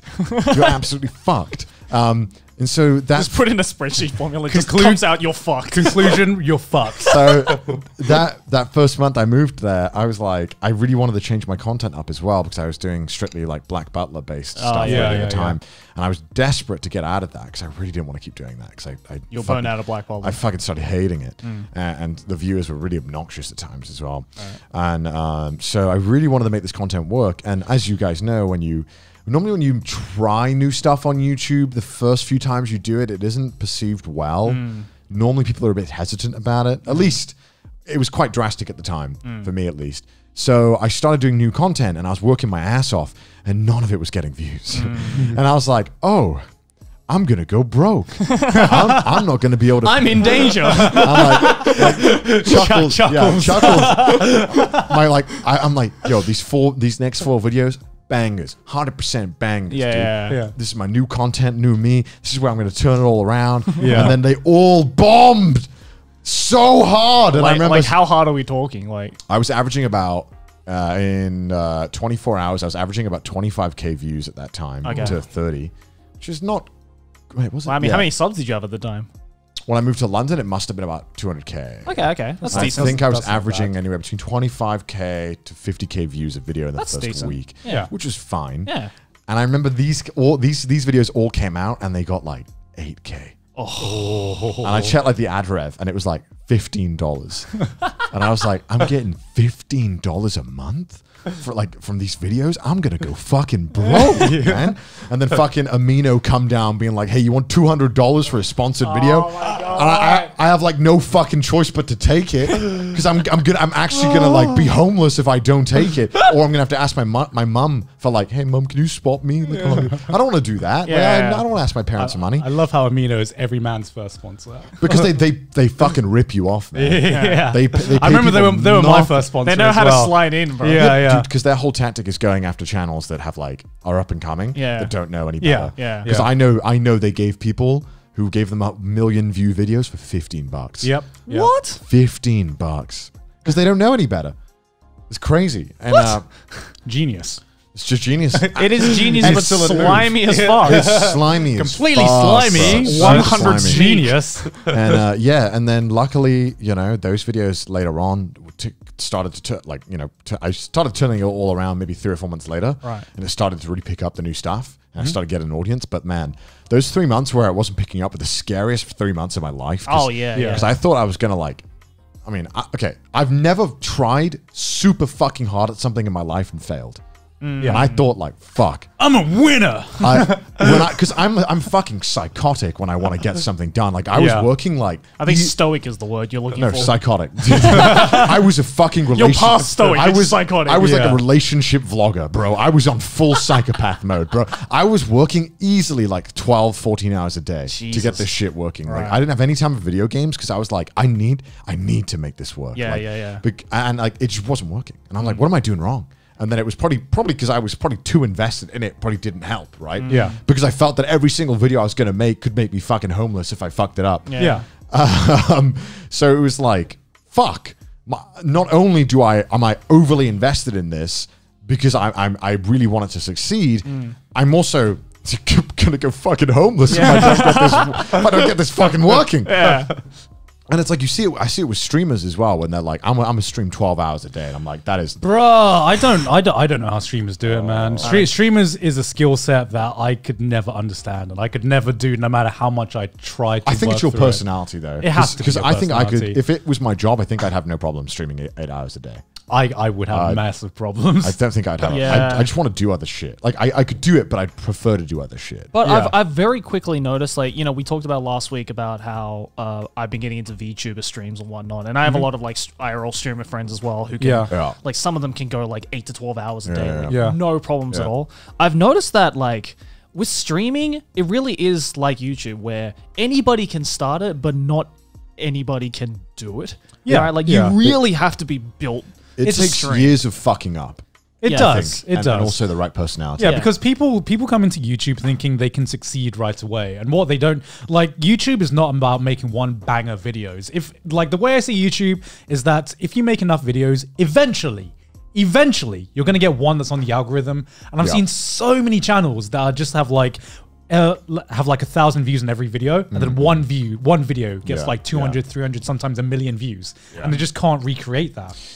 Yeah. And it's about being able to consistently grow your views. It's not about getting that one banger video. Yeah, it's about slowly, like, some people rise up very quickly, but you shouldn't ever think that you're going to be one of those people, because those are like the lucky ones.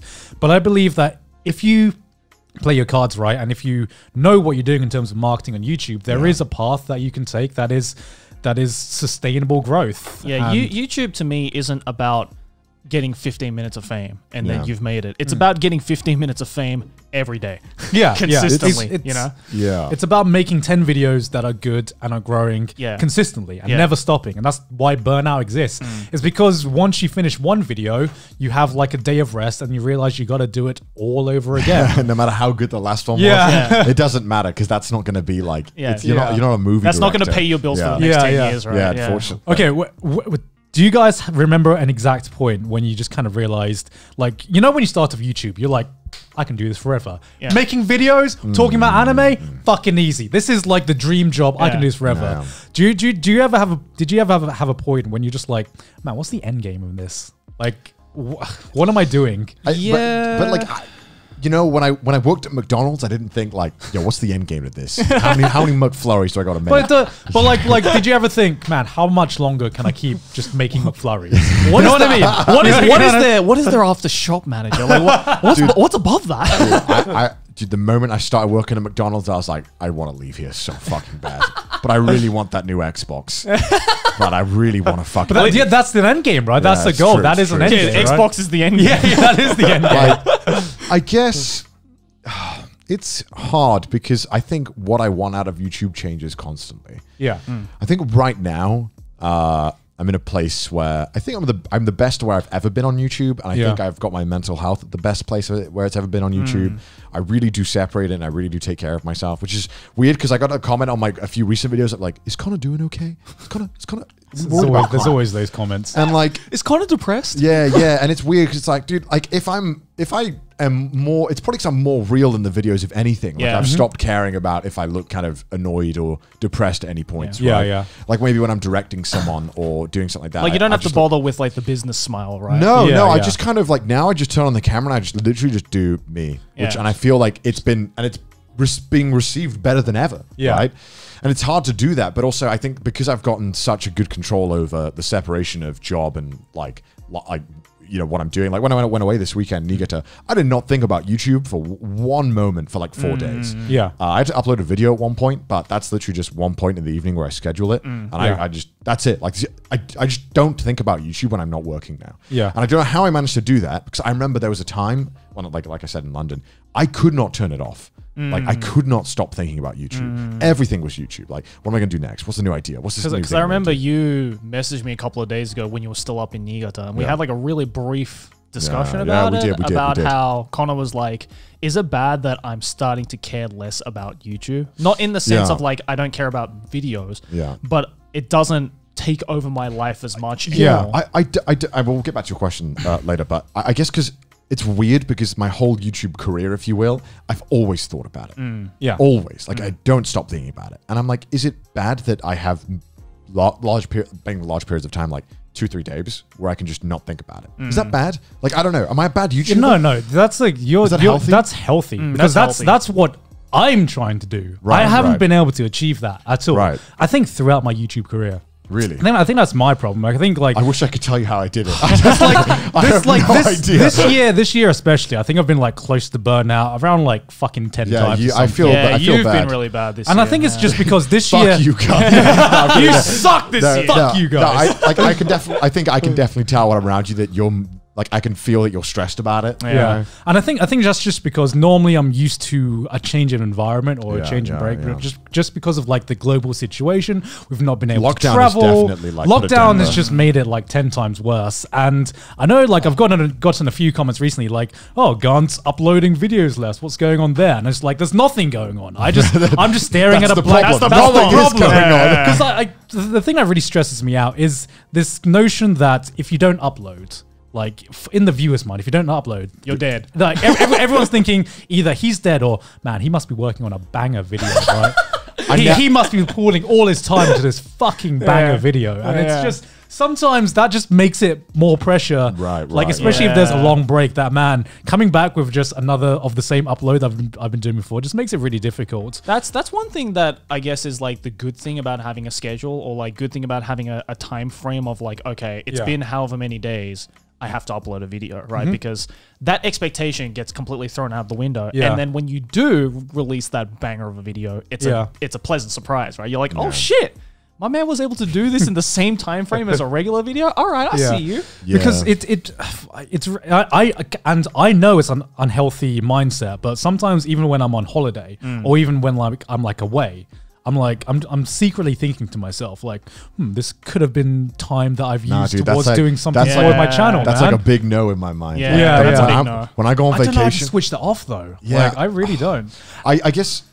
Okay, having a little bit of backlog of videos is like, this is what you don't have. That's it. Because I have never in my YouTube career felt like I've been on top of my work. Because unlike you guys, I finish a video, I upload it, and that grace period, like that 20 to 48 hour grace period after I upload a video, that's my holiday. Because that's the only time I can mentally be like, okay, I deserve this break. I feel uncomfortable if I'm not at least 4 or 5 videos recorded ahead. Yeah. Like they might not be edited and done, but like I don't feel comfortable unless I have that buffer because, like for example, when I moved back to my parents before moving to Japan, like I just wasn't in the mood because I hated the environment. I love my parents, but I just didn't like being home. Yeah. And I just didn't want to make videos. So I just didn't. And then also when I moved to Japan, I wanted to enjoy Japan for the first month. Yeah. So I didn't make videos for a month. I didn't feel bad about that. Yeah. Because I had the backlog and I completely used all of my backlog for that month. And also I just don't have to worry about taking a weekend off or taking 4, like I haven't made a video or done any video stuff in about a week and a half now. I don't know why. I just can't think of ideas right now. And I've also been really fucking busy. I mean, we did with a video that we can't talk about yet. Yeah. That's coming out soon. we did a special thing. Yeah, we did a special video, thing, and then also we had the podcast in between there, and then I've been really busy, and I was way behind on a bunch of other stuff. So it's just like having that backlog. Even if this is my advice to you, Gon. Even if you like have to do a month between each upload, try and get like 1 or 2 videos backlog that you can like drip out, so that you can at least then take those 1 or 2 days off and be like, I'm not going to think about it because I don't need to. Yeah. Like I'm going to take these days off, and I know I'm taking these days off. So why would I ruin them by thinking about like, oh shit, what are the Fiverr sellers up to? What are they doing? And what porn are they drawing? You know what I mean? Like I don't know. I really.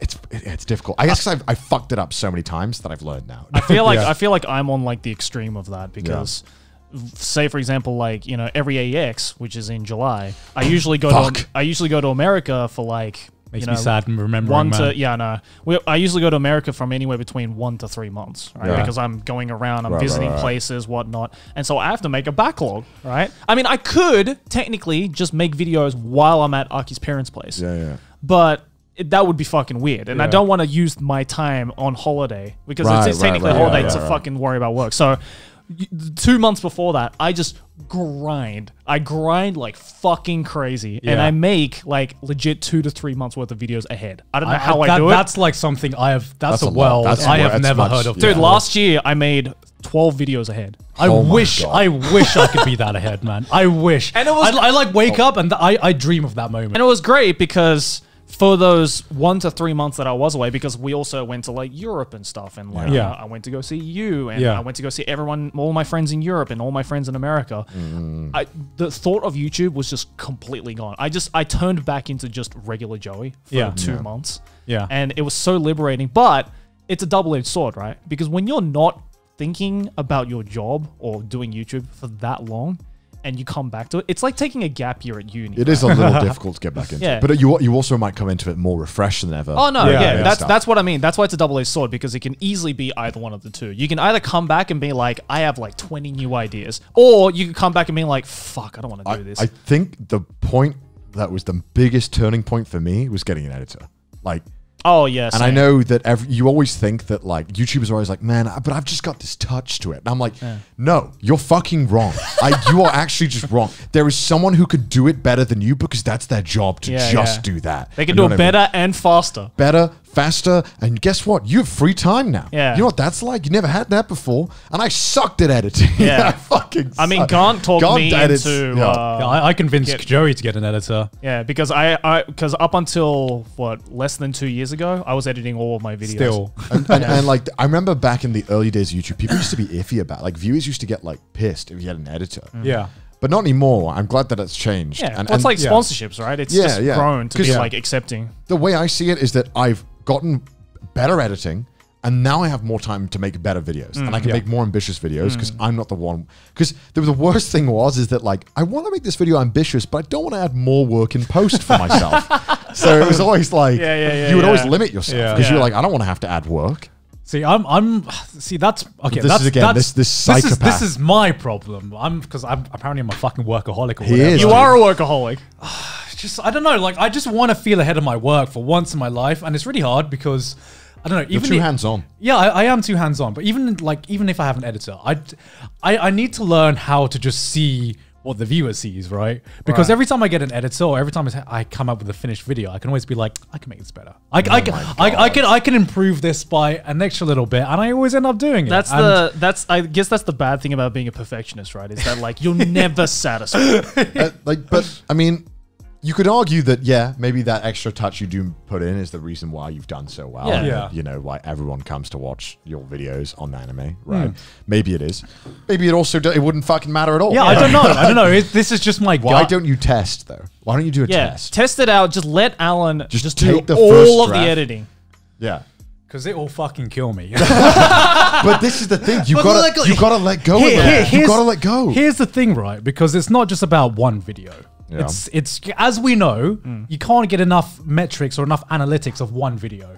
That's true. Yeah. Like you can make the fucking what you feel is like the worst fucking But- video of your channel, and for some reason it does well. Yeah. But What that if you doesn't mean what if anything. you put it out there and it's nothing happens? Like it's Yeah. oh shit, I can just let him do it. Because the exact opposite happened with me when you talked me into hiring Mudan Yeah. to be my editor. I was like, okay, Mudan watches my videos, so he should have a good grasp of it. All right, I'll let him edit like the first couple of videos. Yeah. Dude, the first couple of videos, I feel so bad towards Mudan because I made him redo that first video like 5 times. 'Cause I was like, all right, add this little zoom in here. No, I would have added this here. I would have added this here. And I feel so bad now, Mudan, but nowadays I can just be like, all right, Mudan, here's the script, here's the raw files. Yeah. Go ham, fam. And he always just nails it. I think one of the biggest things that an editor does as well, at least for our kind of content, is that, dude, I do so much embarrassing shit that I would delete for sure. Oh, that yeah. would never make it into the cut that they would put in. Yeah. And the first time I saw it, I'm like, I don't really like that I look kind of fucking stupid there. Yeah.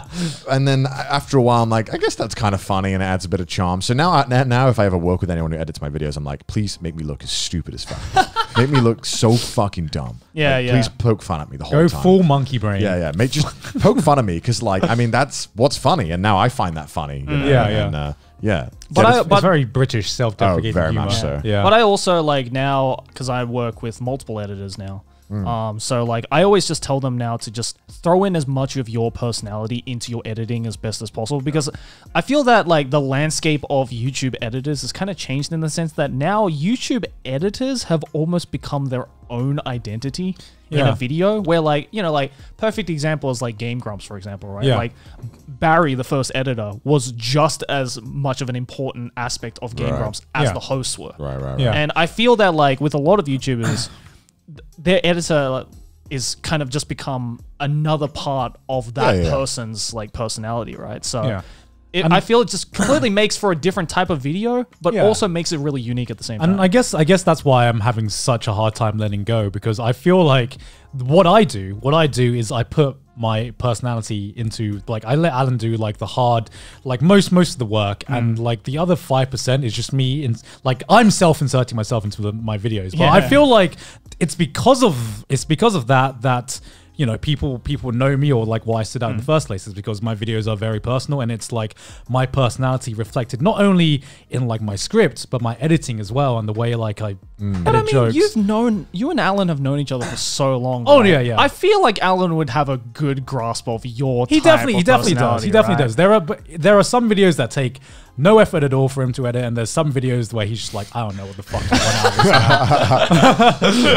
want It's, I don't know, it's a difficult balance. I'm still working on it. It's funny that I'm like 13 years into my YouTube career or whatever. And Still I'm haven't figured this shit out. I still haven't figured this shit out. It's funny because me and Connor were talking about like our perfect vacation. Right. And like our perfect vacation, which we were hoping to do sometime after COVID allowed it, Yeah. was just to like fly to Korea, spend an entire day in like a gaming Multiple cafe days, or multiple days days. and just playing League of Legends. Like there's And if you would play League of Legends, Joey, we'd be Yeah, like, yeah. let's get Joey on board Oh my too. god! But the only problem with that is I have to play League of Legends. no, it's good fun. It's good fun. Yeah, because to me, like the perfect vacation is just shutting off, and like Yeah. I miss being able to waste all day playing games. And what better way to do it than in Korea in a gaming cafe Yeah. with like where you can get food, Yeah. boba, Yeah. all that kind of shit delivered to your table. That just like sounds it's, amazing. I don't right? know. Like because I really want to, and I love League, and I I'll love it join and I you hate guys, it. but I'll play Mario 64. Yeah, you could just come and Yeah. you can come and just chill next to us in one of the PC. You know, play PUBG. I don't know. What do you play on PC, I'll Joe? I don't know. Just go on to Faku or something. Just You'd be like, you guys want to go outside? It's been 8 hours. No. No. We're about to hit. good. We're about to hit just platinum, I'm just Joe. imagining that, but we can also go out and get fucking Korean barbecue. No, or exactly. Some Yeah, amazing like- food, and I'm just Yeah. like, this is just the perfect holiday. Fuck traveling. Yeah, Fuck yeah. seeing Yeah, things. because I'm the kind of guy when I go on vacation, because I work so fucking much. The last thing I want to do is work on my vacation in terms of like doing too much shit. Yeah. Like I Yeah. just want to eat food, drink, and relax, dude. Yeah. Like Yeah. just take it easy.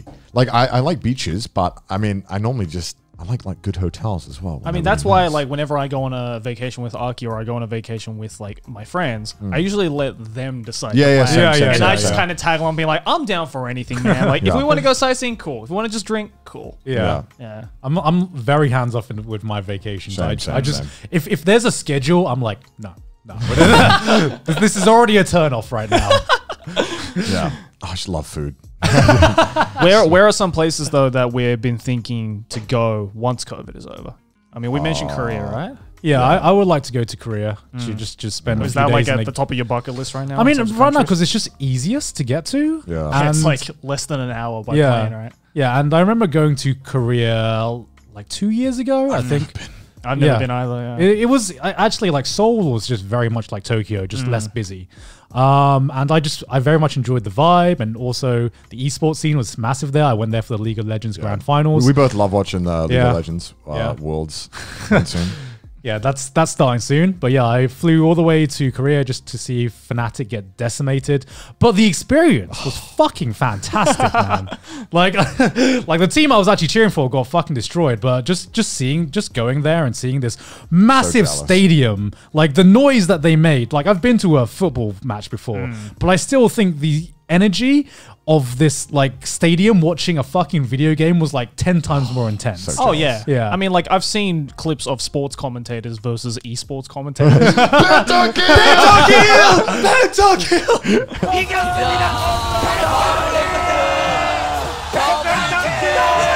I love that. I love that clip because I'm just like, wow, this guy's excited for that pentakill, dude. There's so many good clips like that. Yeah. Because Yeah. The commentators get so hype. It's Yeah. great. I love it. I mean, man. I totally get it though, right? Dude, we get so fucking hype when we watch it, dude. Yeah. We Yeah. like stand up. We're like, what the fuck? So I mean, good. we get like that whenever we watch like insane speedruns. Yeah, Right? true. We're just like, what's happening? That's the true spectator sport. Yeah, right? exactly. Yeah. Dude, Super Monkey Ball speedruns are the best thing to watch, dude. It's like the cocaine of speedruns, Dude, dude. you get like if you get super drunk and watch Super Monkey Ball speedruns, it's so fun. Which is what we did last Yeah. Christmas. That was our Christmas. We just got massively drunk and watched Super Monkey Ball Dude, speedruns. it's so fun because you're like, what is happening? Like, how do you practice this? You're like you're like what the fuck, and then the next course starts. Like, what's he gonna do? Yeah. And he just fucking flips the whole world and Yeah. gets it in across the map. You're like, what the fuck? It's so good. What is it about Yeah. motion controls that makes I don't know, man. it I so don't much know. more impressive? It's crazy, man. Going back to YouTube burnout. Though. Yeah. Well, where were we on that point? I mean, is there anything else we want to talk about? I wonder, like, where are you at right now with it? Like, are you? Do you feel? Would you say you're burnt out? I was in like kind of a mini burnout. I feel like I just have artist block right now. Like, I can't think of anything. I don't dislike it. I love it more than ever. I just can't think of anything right now. I think, speaking honestly, I'm like pretty close to burnout. Yeah. Like it's like it's been difficult because I was already having trouble keeping up a semblance of like a schedule this year, Right. and then Trash Taste started, and like you think, you know, because we take we take 1 day off a week to film this, right? Which doesn't sound like a lot, but for me, as someone who already values every day that I do work, it's like it kind of like builds up. So that one day a week turns into like quite a lot when we're adding like extra secret projects on top of that. Yeah, we have a lot coming, and they normally take I mean, I'm weekends. away. So I guess for me, especially after Trash Taste started, I'm trying to figure out a new work-life balance that kind of works with me doing everything and not working myself to death. Or maybe I just might take a break sometime soon. I don't know yet. I haven't figured it out. Yeah, that's the thing, right? It's not about seeing if you can take a break or seeing like what the balance is, because everyone's balances, I feel, work really different. Yeah. Because like for me, at least, my rule of thumb is at least 3 days of the week, I try and not do any YouTube stuff. Yeah. So like 4 days and also weekends for me I as try well. not So it's like 2 days in the weekend and then 1 to 2 days during the week is just a day where I don't do anything. It's just no work, no YouTube work, nothing. Yeah. And then the rest of the 4 days, I go balls to the walls. That's all I do.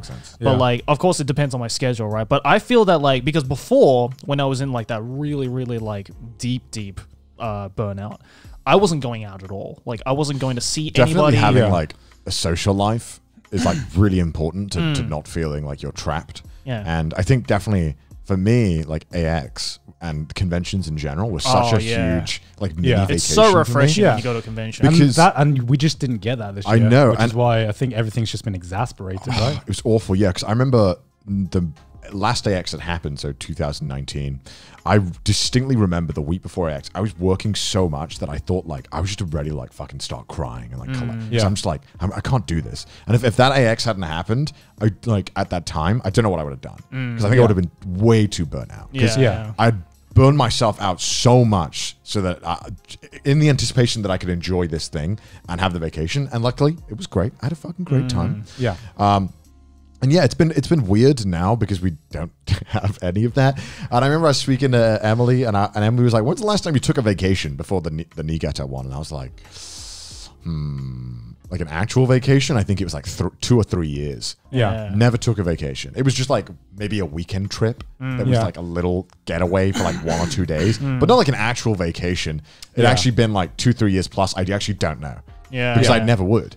Yeah, because you don't think about it, right? No, because conventions were conventions are work, right? Technically. They were 100% work. But like you still enjoyed it, and it was just like a nice break from your routine. That's what I enjoy about conventions. But I can't really call it a vacation, and it was crazy that I would go like 2-3 years. Just didn't even question if I needed a break. Like even Christmas, like, and all the family holidays and stuff that I would do, I would still be doing work. Yeah. It was crazy. Well, I think that's why like I've kind of been blessed in that aspect, because I am really good at scheduling and getting it on top of my schedule, because I've been able to take short vacations, like whether it be with family or with friends or just whatever, and just very frequently, like minus all of the conventions, because to me conventions aren't a vacation, it's just work, but a different type of work. Right? Just having like a weekend away helps so much to like recharge you, I think, and as well, because my videos have been getting a lot more ambitious as well recently, so I've just been adding on more work with the same schedule. Problem, isn't it? Is that same upload schedule, but like 3 times the amount of work. Yeah, exactly. Like, I did by the time we were recording, I did like a rent-a-boyfriend video. First video was easy. It was 2 hours of work on my end, well, of recording work, because there's loads of other work that went in before that, but 2 hours of just reacting to applications. That's easy. Yeah. Second part was hard, because I had to schedule 13 people with different time zones, calls, 1 hour calls with these people, and then plan out what I was going to do on each call. because I did something different for everyone. Yeah. Like, Right. one of them I had to like get a whole Bob Ross setup. Yeah. And one of them I had to get all sculpting stuff. And others, just different things for each one. And there's a 1 hour each. So just pure call times. It was 13 hours. Yeah. Yeah. And then on top of that, I had to then fucking micromanage my schedule, which if you try and schedule time zones, oh my fucking God. Oh, yeah. Oh, If you God. feel, it's not difficult, but you feel like your brain is going to implode. Yeah. Trying to juggle all these time zones and plot them all out. And this is just for one video. Yeah. And then on, back in March, I did the audiobook video, which is like a month of straight work. Yeah, for that one was the video. Yeah, most that was- stress I've ever seen. Yeah, I thought I, I was thought gonna die. I thought you were gonna burn out Yeah. then. And Yeah. like I don't know how I didn't, because I was also uploading weekly videos in between this behemoth of a video. Yeah. Yeah. It's crazy because I had to make the audiobook and make the video. I don't know how I did not get burnt out. That's the double-edged sword, isn't it? Is that like the more you do YouTube and like the moment you're want like to get better. the moment you decide to venture out into that one ambitious idea and you make it happen and it's successful, then you start thinking, all right, I did it once. Yeah. Yeah. I can do it again, Yeah. but better. Yeah, And yeah. then it just keeps That's exactly what and I then it did. just keeps escalating and escalating and escalating until you realize, oh shit, I don't have time to make this video. Right.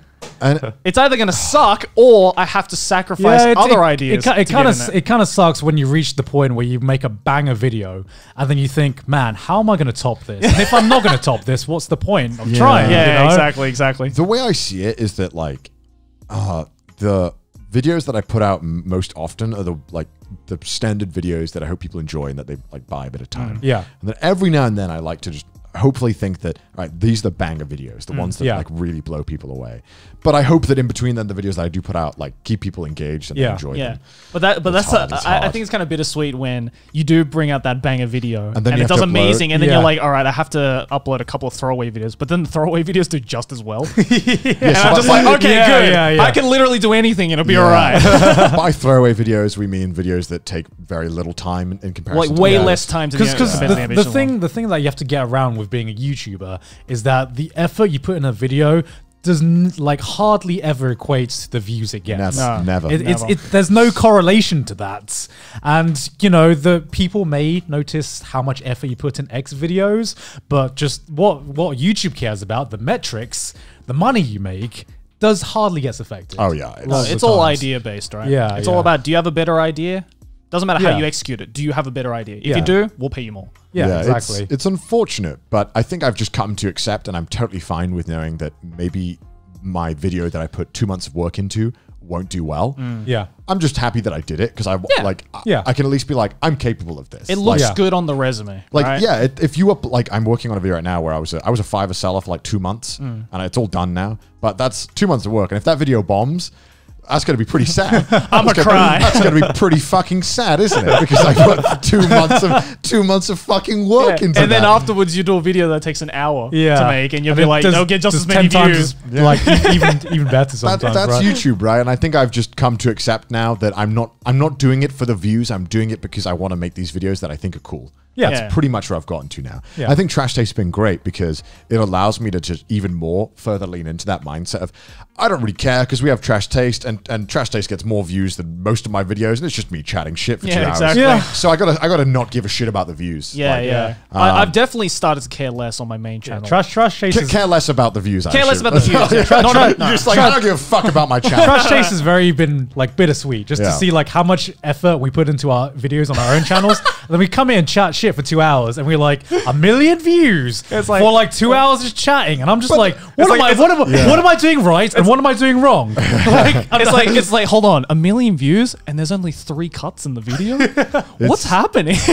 It's nice though because it feels that like obviously we're doing something right here. You guys must enjoy it. Yes. Yeah. I don't know. I think I hope so, at least. our dynamic must be working. Yeah. I guess. I don't know. I mean, I'm very glad that it's doing well. But that's the thing, right? Is that because of Trash Taste, because this is quite different to what I do and what we all do on Yeah. our own Yeah. channels, it's kind of incentivized me more to explore No, yeah, same, different same, things same, on same. my main channel. Yeah, Like, same here. I recently brought out a video where I kind of go personal into like my whole thing about Great being video. half yeah, that was a Japanese. really good video. Yeah, and I was really scared to upload that because it's got nothing to do with anime. yeah. Yeah. And it's just my life story basically. And I'm like, I really don't want this to look like another sob story, like a woe is me type of story. But people really enjoyed it. And, you know, I asked Mudan as well to like do a little bit different on the editing side of things, and everything turned out amazing. So when I saw that video do well, I was like, okay, maybe I can. Even though I'm called the Anime Man, maybe not every video has to be about anime, right? Maybe I can go back to my Let's Play days and just do whatever the fuck I want. A lot of mine aren't about voice acting, so it's fine. Yeah, I know, but at least yours is just VA, right? Yeah, like you don't true, have that's Sea true, Dog that's true. voice actor. That's true. That's Right. true. Not all my videos are about the United Kingdom. So it's all good, man. It's all good. Yeah, how come? Why did you stop talking about Arizona, man? Like, Where did the Arizona Why- go? where did the Arizona why go? did I not review Virginia? Come on, man. What's up with that? Yeah, I don't know. It's just I don't know, because with me, right, at least with you guys, because your names are a lot more general, right? Yeah. You're not bound to a certain topic. I mean, I feel like- I am. Have you Right? ever thought about changing your name?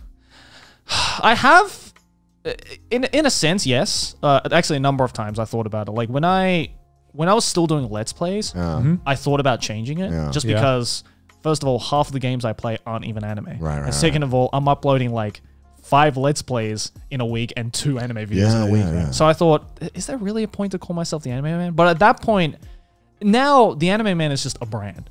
Yeah. Right? True. People know me not as Joey, but as the Anime Man. Yeah. Yeah. So it's really hard to just suddenly change the name, because I've seen instances of YouTubers who are already established in a name Yeah. who decide on a whim to change their username to something because it doesn't fit their current image. Yeah. And it's never worked out. I know one channel I think it's worked out. There was a channel called he goes by Lemino now. Have you seen his videos? Oh, I yeah. love He his used to videos. be a top 10 Top channel, 10, didn't top 10. he? He's called top 10. My God, let me Really? know. Like he videos basically are now he basically amazing. just does fucking Netflix documentaries Yeah. now. That's Right. that's kind of like the level of YouTube content that he puts really, out. really good stuff. Yeah. Really, but yeah, he used to be called Top Tens. Yeah. And obviously he's not doing top 10. It's now.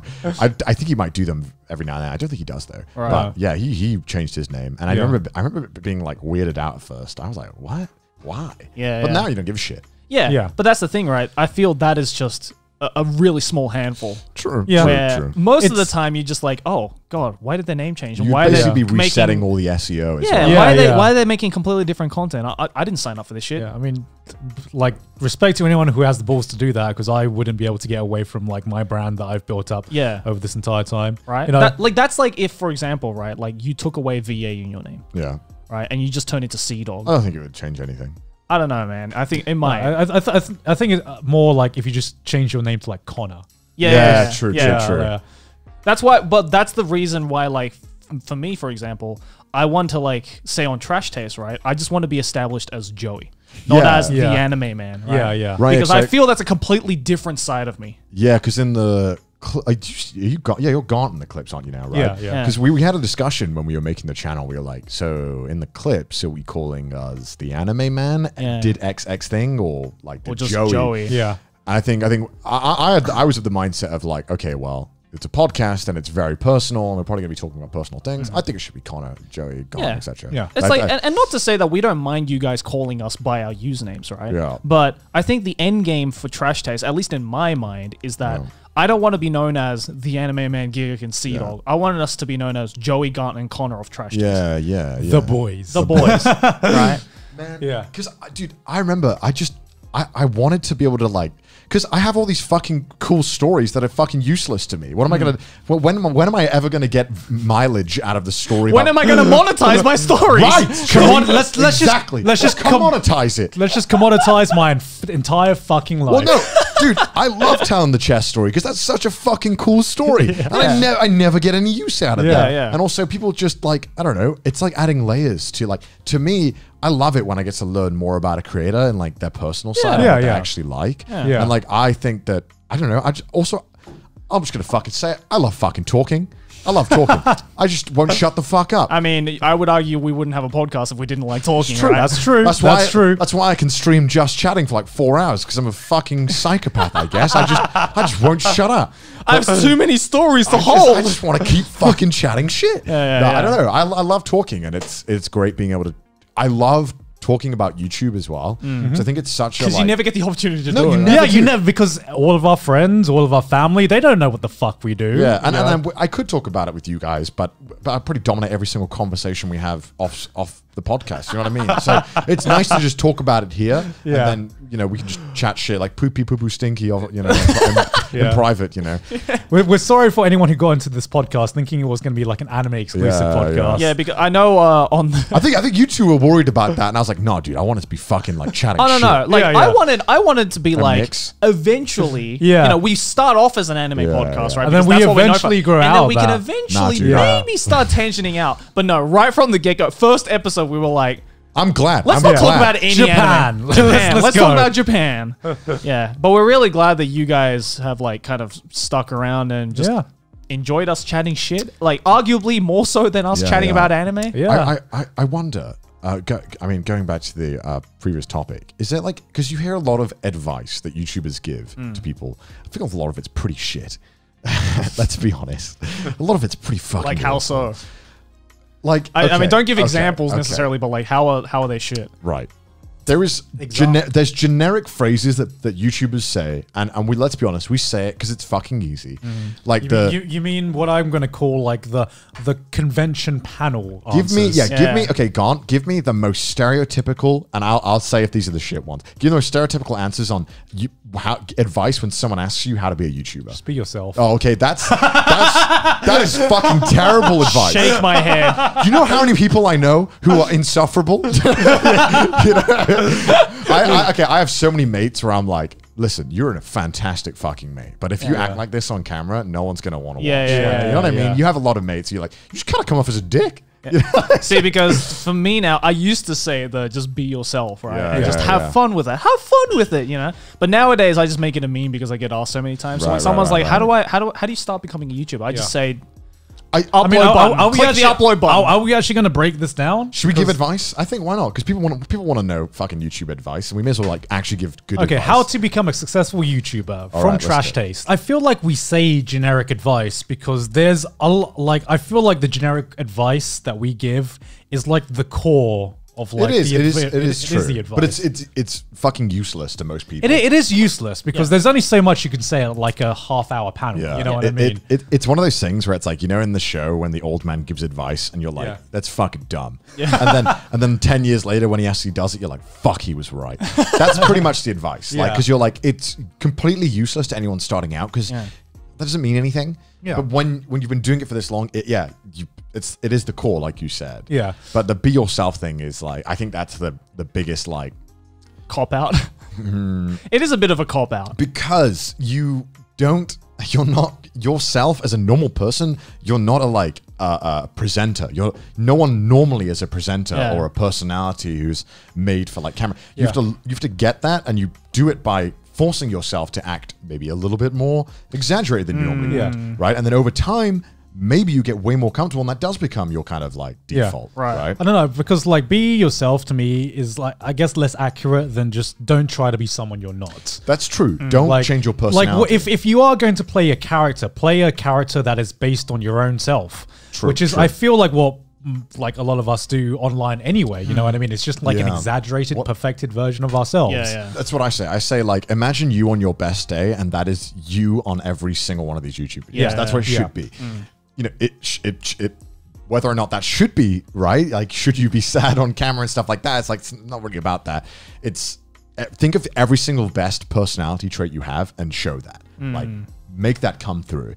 And so that does require a bit of fuckery going on with your personality. You do have to change it a little bit. But I found as well that it made me a better person in general. That like the things that were people liked about me became more prominent in my general personality. So it wasn't more so that I was faking it, more so that the real me kind of changed into a more confident version of myself. And YouTube has a way of really making you see your flaws. Oh yeah. It's a fine balance as well, because I feel that it's not gonna like it's not about like faking a personality, right? Because it's exaggerating. But if you exaggerate it too much, agreed. That's when people are like, then you become press X to doubt. Then you become that psychopathic vlogger. Yeah. Then you become that psychopathic vlogger who is like the most angel image Yeah, online, yeah. but then when you meet them in person, they're an absolute cunt. Yeah. Right? It's like sometimes in conventions, people come up to me and like, wow, you're a lot more calm than in your videos. And it's like, well, yeah, because... Do you get that? Oh, yeah. I mean, I am like, though, if I'm fucking crazy in my videos or doing something stupid, like I genuinely am like that, but you can't do that all the time. Right. Yeah. Right. Like, otherwise you're a psychopath. No one will want to be around You're you. either a psychopath or Guy Fieri, right? Yeah, like, you know, in real life, it's fucking annoying if Yeah, you're in yeah. a friend group and someone wants to fucking be the center of attention all the Yeah, time. yeah. Like, it's not natural to want the center of attention all the time. Like, it's Yeah. totally okay to be in a friend group and be like, I'm just not going to say anything for 5 Yeah. minutes and I'll wait for my time to join in. Yeah, Like, exactly. that's- And if you don't join in at all, that's fine. Yeah, man, it's Yeah. whatever. You can just be there. Yeah, there's plenty of YouTubers I've met where, you know, you're like, oh, you're totally different. Oh, yeah. You are not Not even going to close. say any names, obviously, but I don't want to get in trouble. we've had our fair share. This is the gossip we have behind the scenes, unfortunately. Yeah, if the cameras weren't on, we'd totally be saying names. Like, yeah, that person sucks. It's because when you see drama on YouTube behind the scenes sometimes, and you're like, wow, everyone is drama that no one knows about. That's kind of Yeah. crazy. Yeah. So yeah, every YouTuber you watch probably has some drama. Yeah. I mean, It's just about whether Everyone has dirt on someone else. man. and that It's includes- just about whether they choose to monetize it. That's so true. like- That's so true. But everyone has shit with other people. It's Yeah. very I mean, natural. I've had issues with other YouTubers before, but I've always done it in private, and I've always Yeah, squashed same. that beef Same. in private. You know what I Yeah. mean? Yeah, And I've always, same. if someone's guess- crossed the line, I've told them. You know. Yeah, I guess going back to like advice. general advice on how to be a successful YouTuber, I think one thing that's not really mentioned a lot is just know who your audience is. Like, don't try to appeal to everyone. You know No, what I mean? no. Don't Because try and please You're everyone. going to be disliked by a lot of people. yeah, you're going to be just disliked for by a lot of existing. people. Just accept that. I feel like one thing that not many people think about, especially like even us when we started, we didn't really think about it. We didn't really think, oh, I want to be this kind of person or aim for this kind of audience. But it's something you kind of grow into. And now all three of us have very different brands in terms of like what our content is about. Yeah. And it's something we grow into. But you, like anyone who's trying to be a YouTuber, has a harder time getting into that because you have way more competition. Yeah. Right? Because I know that if I were just starting YouTube out today, I would be totally different. Like my content would be totally different than what I'm definitely, doing now. definitely, Yeah. And that's because I exist, right? So if I exist, then you can't do the same thing. You can't exist in the same space that I do. Right. And so one thing that you got to find is like a unique way to make yourself memorable. And that might sometimes that might just be how you approach your content. Sometimes that may be your personality. But a lot of the successful YouTubers that are rising up quickly have found a way to make their own niche, even if it's like this very saturated market. Like I think the person who like sticks out to me the most recently I can think of was like Nakey Jakey and how like fast he rose, and that's because his content and the way he delivered it was just so unique compared to every other gaming content right. out there. Yeah. Even though gaming was such a saturated oh my market. Gaming God. essay Yeah. side of YouTube is everywhere. Yeah. And I would say like that's one extreme. You don't have to go like as unique as him, but even like a lot of other people who are rising up have found a way to make their own voice unique or make their presentation unique or something that is memorable about them, if that Yeah. makes sense. And it's funny as well because a lot of those types of YouTubers tend to be the most humble. Yeah. Right? Yeah. Because like Yeah. I remember in a Nakey Jakey video, he once said like, yeah, because I'm just JonTron on a exercise ball. That's what he said. That's what he called himself. He's like, I'm JonTron on an exercise ball. And I'm like, you shouldn't sell yourself that short because Dude, yeah. he's completely different. He's made up his own thing. And I feel, as you said, that's the thing, right? It's like there's nothing wrong with getting inspired by an already existing YouTuber. yeah. Yeah. And like, you know, being like, I like that aspect of this YouTuber, so Yeah. I'm going to take that into my own thing. But there's a difference between getting inspired by PewDiePie and then trying to be PewDiePie 2.0, right? Yeah. Like, I think when I started YouTube, I think like I definitely loved Gantz videos, but I just knew that like that just doesn't work with me. Yeah, Yeah. My as much as I'd love to be able to make a Giguk video, Yeah. like Yeah. I just can't. I can't pull Right. it off. It's a Giguk video because it's a Giguk yeah, video. right, Yeah, right? yeah. I mean, And you kind of I think you learn. A good YouTuber will learn very quickly what tools they're working with. yeah. And you can figure out what you can kind of get out of that. Yeah. It's difficult though, because I think again, like you've said, like a lot of people would like specialties are coming up now. So Yeah. if you want to join something like gaming, you need a fucking good skill to Yeah, separate Yeah. you. Exactly. So think like, you know, if you're making a video, like, is it just another carbon copy of someone else's? Or I always told myself, like, let's say, even though we're in different genres, right? Let's say Markiplier uploads a video, right? At the same time I upload a video. Yeah. What reason does someone have to watch my video over his? Because, you know, this is the problem, right? It's only X amount of time in the day and you need the eyeballs on you. Yeah. So you need to make your videos as good as the best people on YouTube. Otherwise people aren't going to watch. Yeah. Yeah. Like some people will, and they'll be very grateful because you're doing a very niche thing. But in general, you need to make your content like as good as other people around you. It doesn't matter how big or small you are. This is the fundamental. Yeah, because thing is everybody that, starts off small. yeah, everyone starts off small. The problem is that the YouTube algorithm doesn't give a fuck at your size. I mean, I'd say that I obviously agree. You should make your content as good as possible. I just don't think, especially as a small growing YouTuber, making your content as good as like some of the bigger YouTubers. You're is a not going to, necessity. but you should have that mindset of No, you aiming should. for that. You should eventually. But Yeah. what I'm saying is, like, if you're starting out YouTube, some of the charm is just discovering this unknown very true, very YouTuber true. who just like is like a diamond in the rough. Right, Right. right, You right. shouldn't be like the quality of your videos. You shouldn't need to think that you need to make like a JonTron fucking That's true. quality-esque video right off the bat, because like I feel like you should getting into YouTube, you should understand what YouTube is at its core. Yeah, because I think I watched like, and I still do. I watched like 40 hours plus of YouTube a week. Yeah. And been doing that for And like a decade. YouTube at its core isn't a video hosting platform. YouTube at a core is a friendship simulator. Oh, ooh. And I mean that's it is. I really It want is. to be friends with Report of the Week, man. I love that man's No, videos.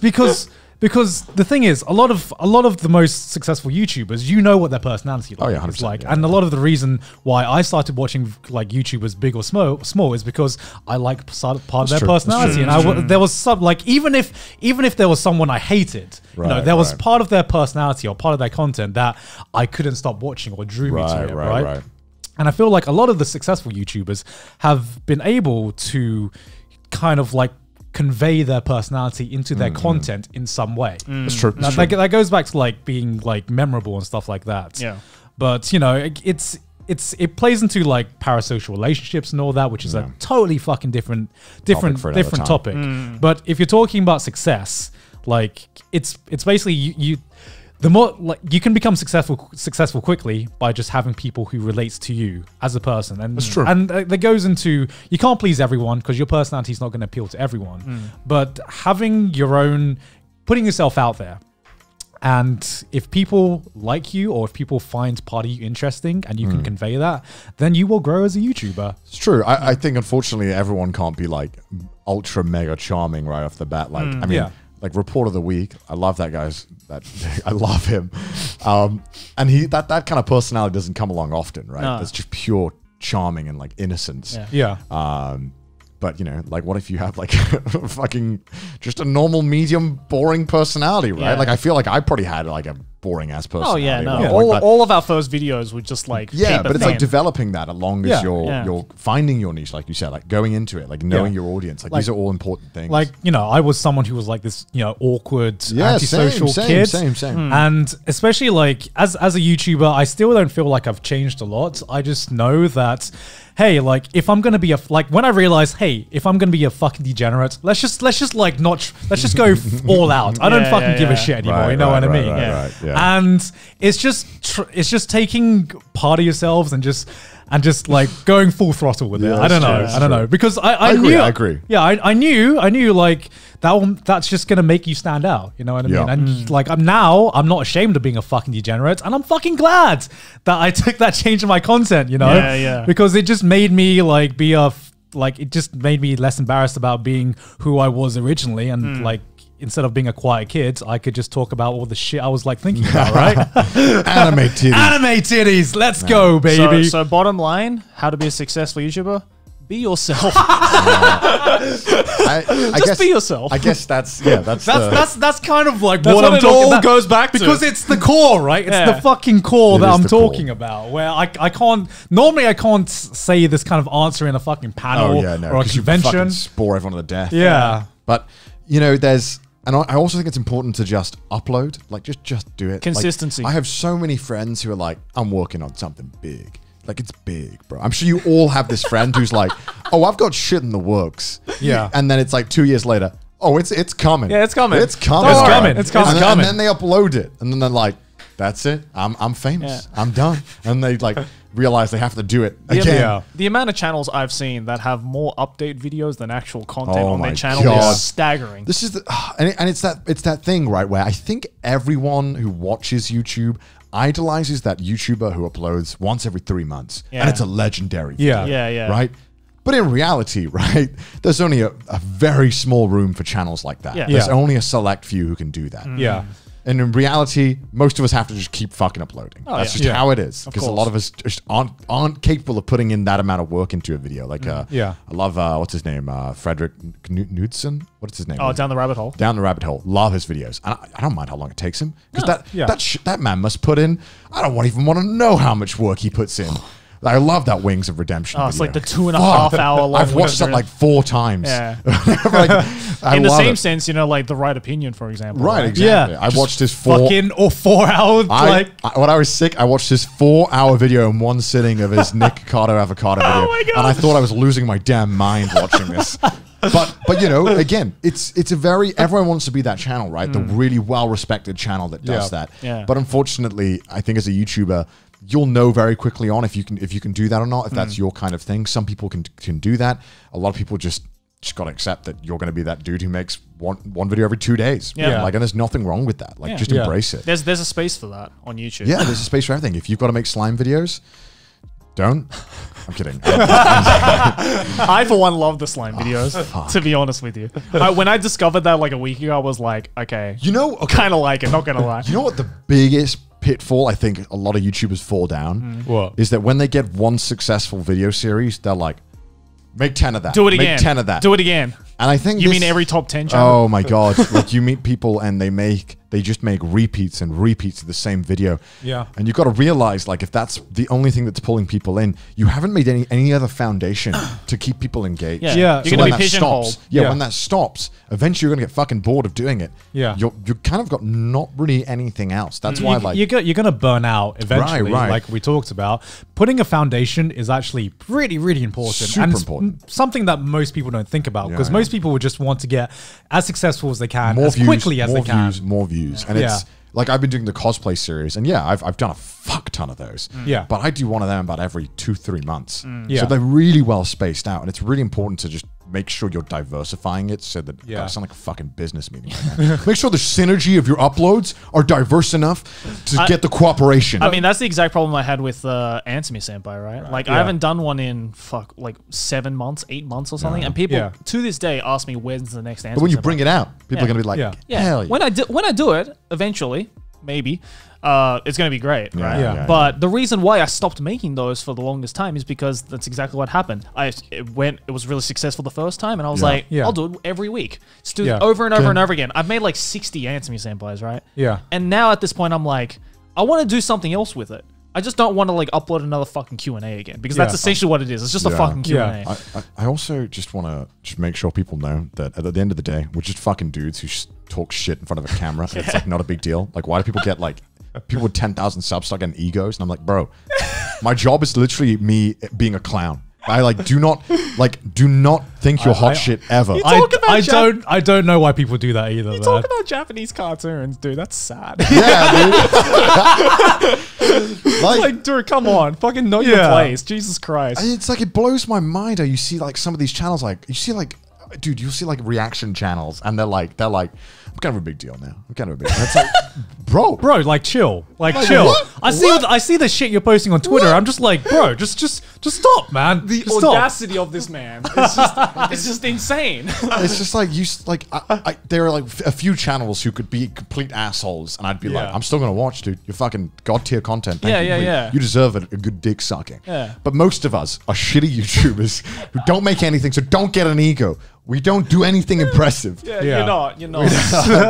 Like, and I think having that attitude towards it, like, give it. I each one of my videos is my baby, and I care so much about it. But I never ever think I'm like anything special. Yeah. Yeah. And I think that goes a long way in making you a down to earth person and personality. No. Yeah. Being humble goes a very, very long way, Yeah. right? And that's what it is. Like as Garnt said before, right? Like YouTube is just a friendship simulator. Yeah, and yeah. if you want to get those friendships, being humble is probably the best personality trait you can have on YouTube. Oh, Yeah. dude, I've made some of the best friends of my life from YouTube. Oh, you guys, right? Yeah, Fucking exactly. my Here, boys, here man. we are now, the boys. The boys wouldn't have come Yeah. together if one of us was a dick. Let's Yeah, just and say like that. everyone I've met, and yeah, obviously including you guys, it's just like you meet and you just have this like you can totally tell that they just don't see themselves as anything Yeah. special. No. I mean, I feel like very lucky to be in the place that I am now. Oh, same. I wake up and I'm like, man, I'm fucking lucky to be here, man. Dude, I'm a smash a combini sandwich and get back to work. This is amazing. Like I'm in fucking Japan. What the fuck? Yeah, I know. Meanwhile, It's like crazy. people with like 100K subs Yeah. who are just like the massive ego is like, where's my Yeah. caviar in the morning? Oh no, dude! I've seen some just abhorrent behavior from people who just think they're hot shit. And Yeah. I can't. I'm like, oh my And then this God. is this isn't just limited to YouTuber, but no, like no, like no, it's- Instagrammers. oh, everything. Oh, Instagram fucking is the worst. TikTokers. My God, like, Oh, like, God. just chill it. Just don't be an arsehole. That's that's the second You want to be a thing. successful YouTuber? Don't be a dick. But also, I think thinking about the future as well, and just planning ahead, I Yeah. think is also important because Totally. for like when you hear about YouTuber success stories, everyone always just sees, oh man, they're growing so fucking quickly, right? I want that. I want to grow quickly. Yeah. But what they don't see a lot of the times is how fucking long a lot of these YouTubers worked before that, Yeah. right?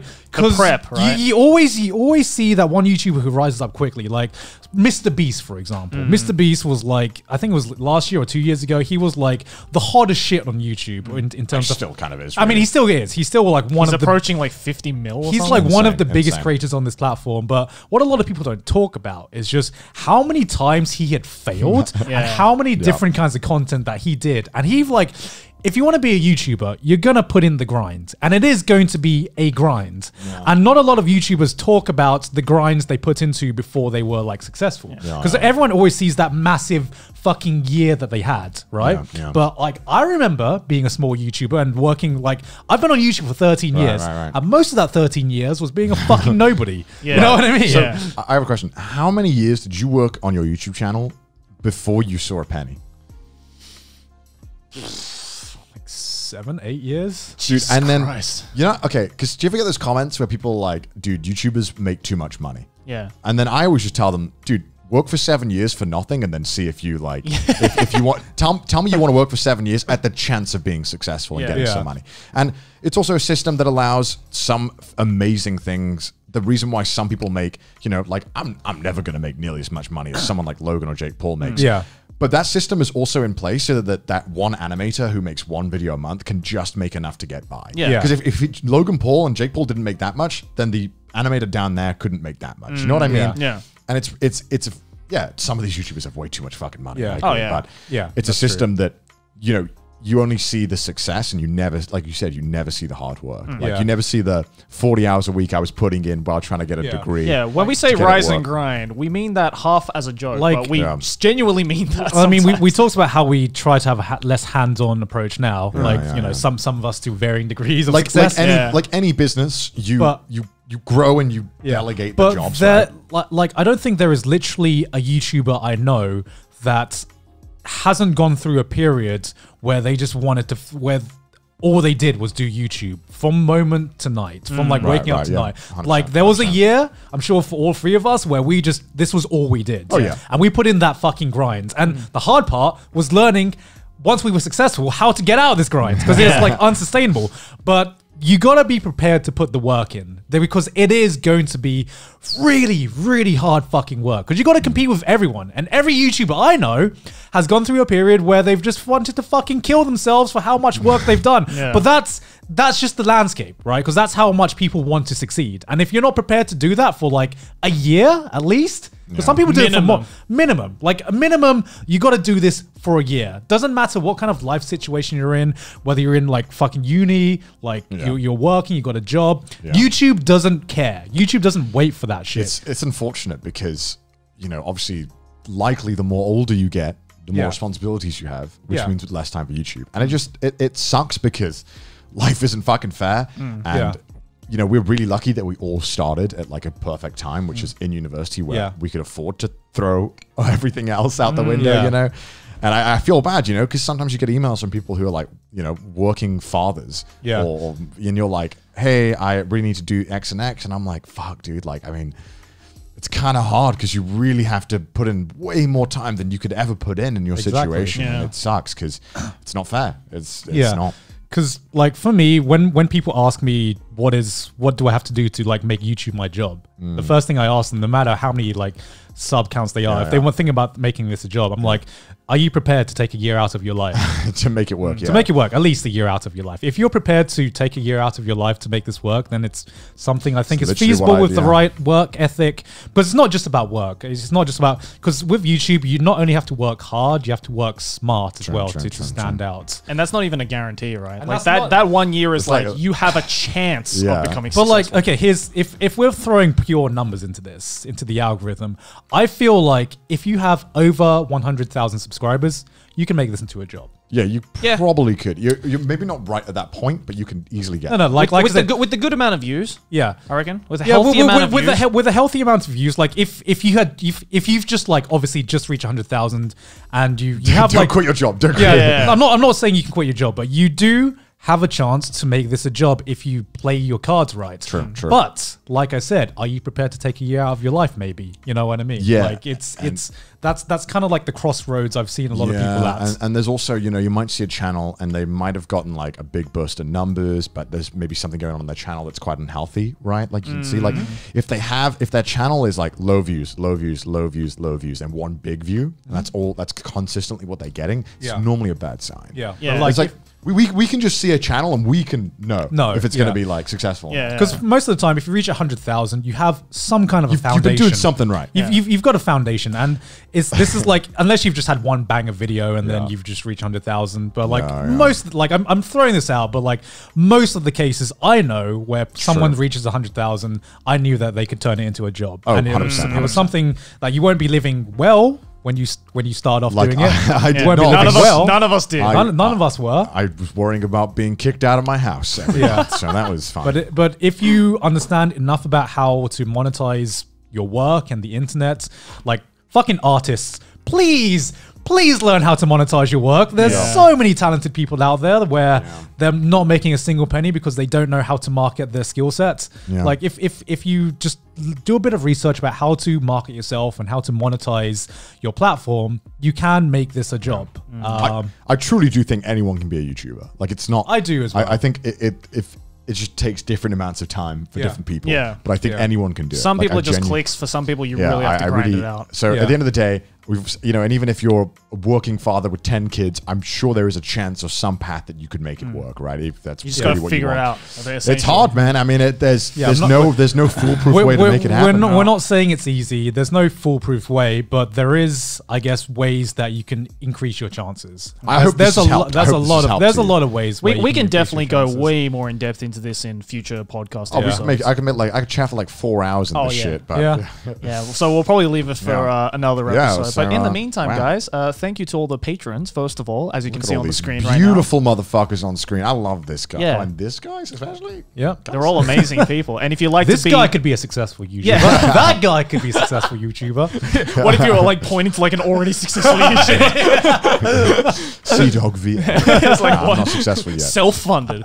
But yeah, if you'd like to join in on the Patreon and help us support the show, then go to patreon.com. We never drank the wine. I'm joking. Oh yeah, no, we will. Don't okay, worry. okay. But yeah, also follow us on the subreddit and Twitter. Post your memes, all that good shit, and also check out Trash Taste check out the shirt, show. baby. Check out our shirts if Buck- you want to spread the degeneracy and the trash fucking taste. Again, these whatever. pre-orders will only be around for 2 weeks, I believe, until October 24th. So Yep. again, go to buckretzer.co/trashtaste. Links in the description if you'd like to pre-order these, because once these are gone, these are gone. Yep. So get in on that shit quickly, guys. And dude, I know YouTubers lie all the time and they say like, dude, it feels good, and then it's like fucking sandpaper. But Yeah. this is actually this feels so fucking We know the guy who made this, and we can feels guarantee clean. this shit feels Yeah. clean. This is actually the sample that we asked him to Yeah. send to us before we were like, okay, we want to we want to know before we promote it. We've Yeah, tested yeah. this with our own skin. It's beautiful. We can It's confirm beautiful. it's great.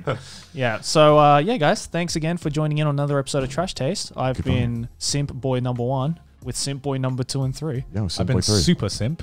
Super simp. Is there a VTuber here, sorry, with you simping I'm over? about to go super simp. I'm leaving. Bye. me when I donate to VTubers. I'll see you guys later. Bye.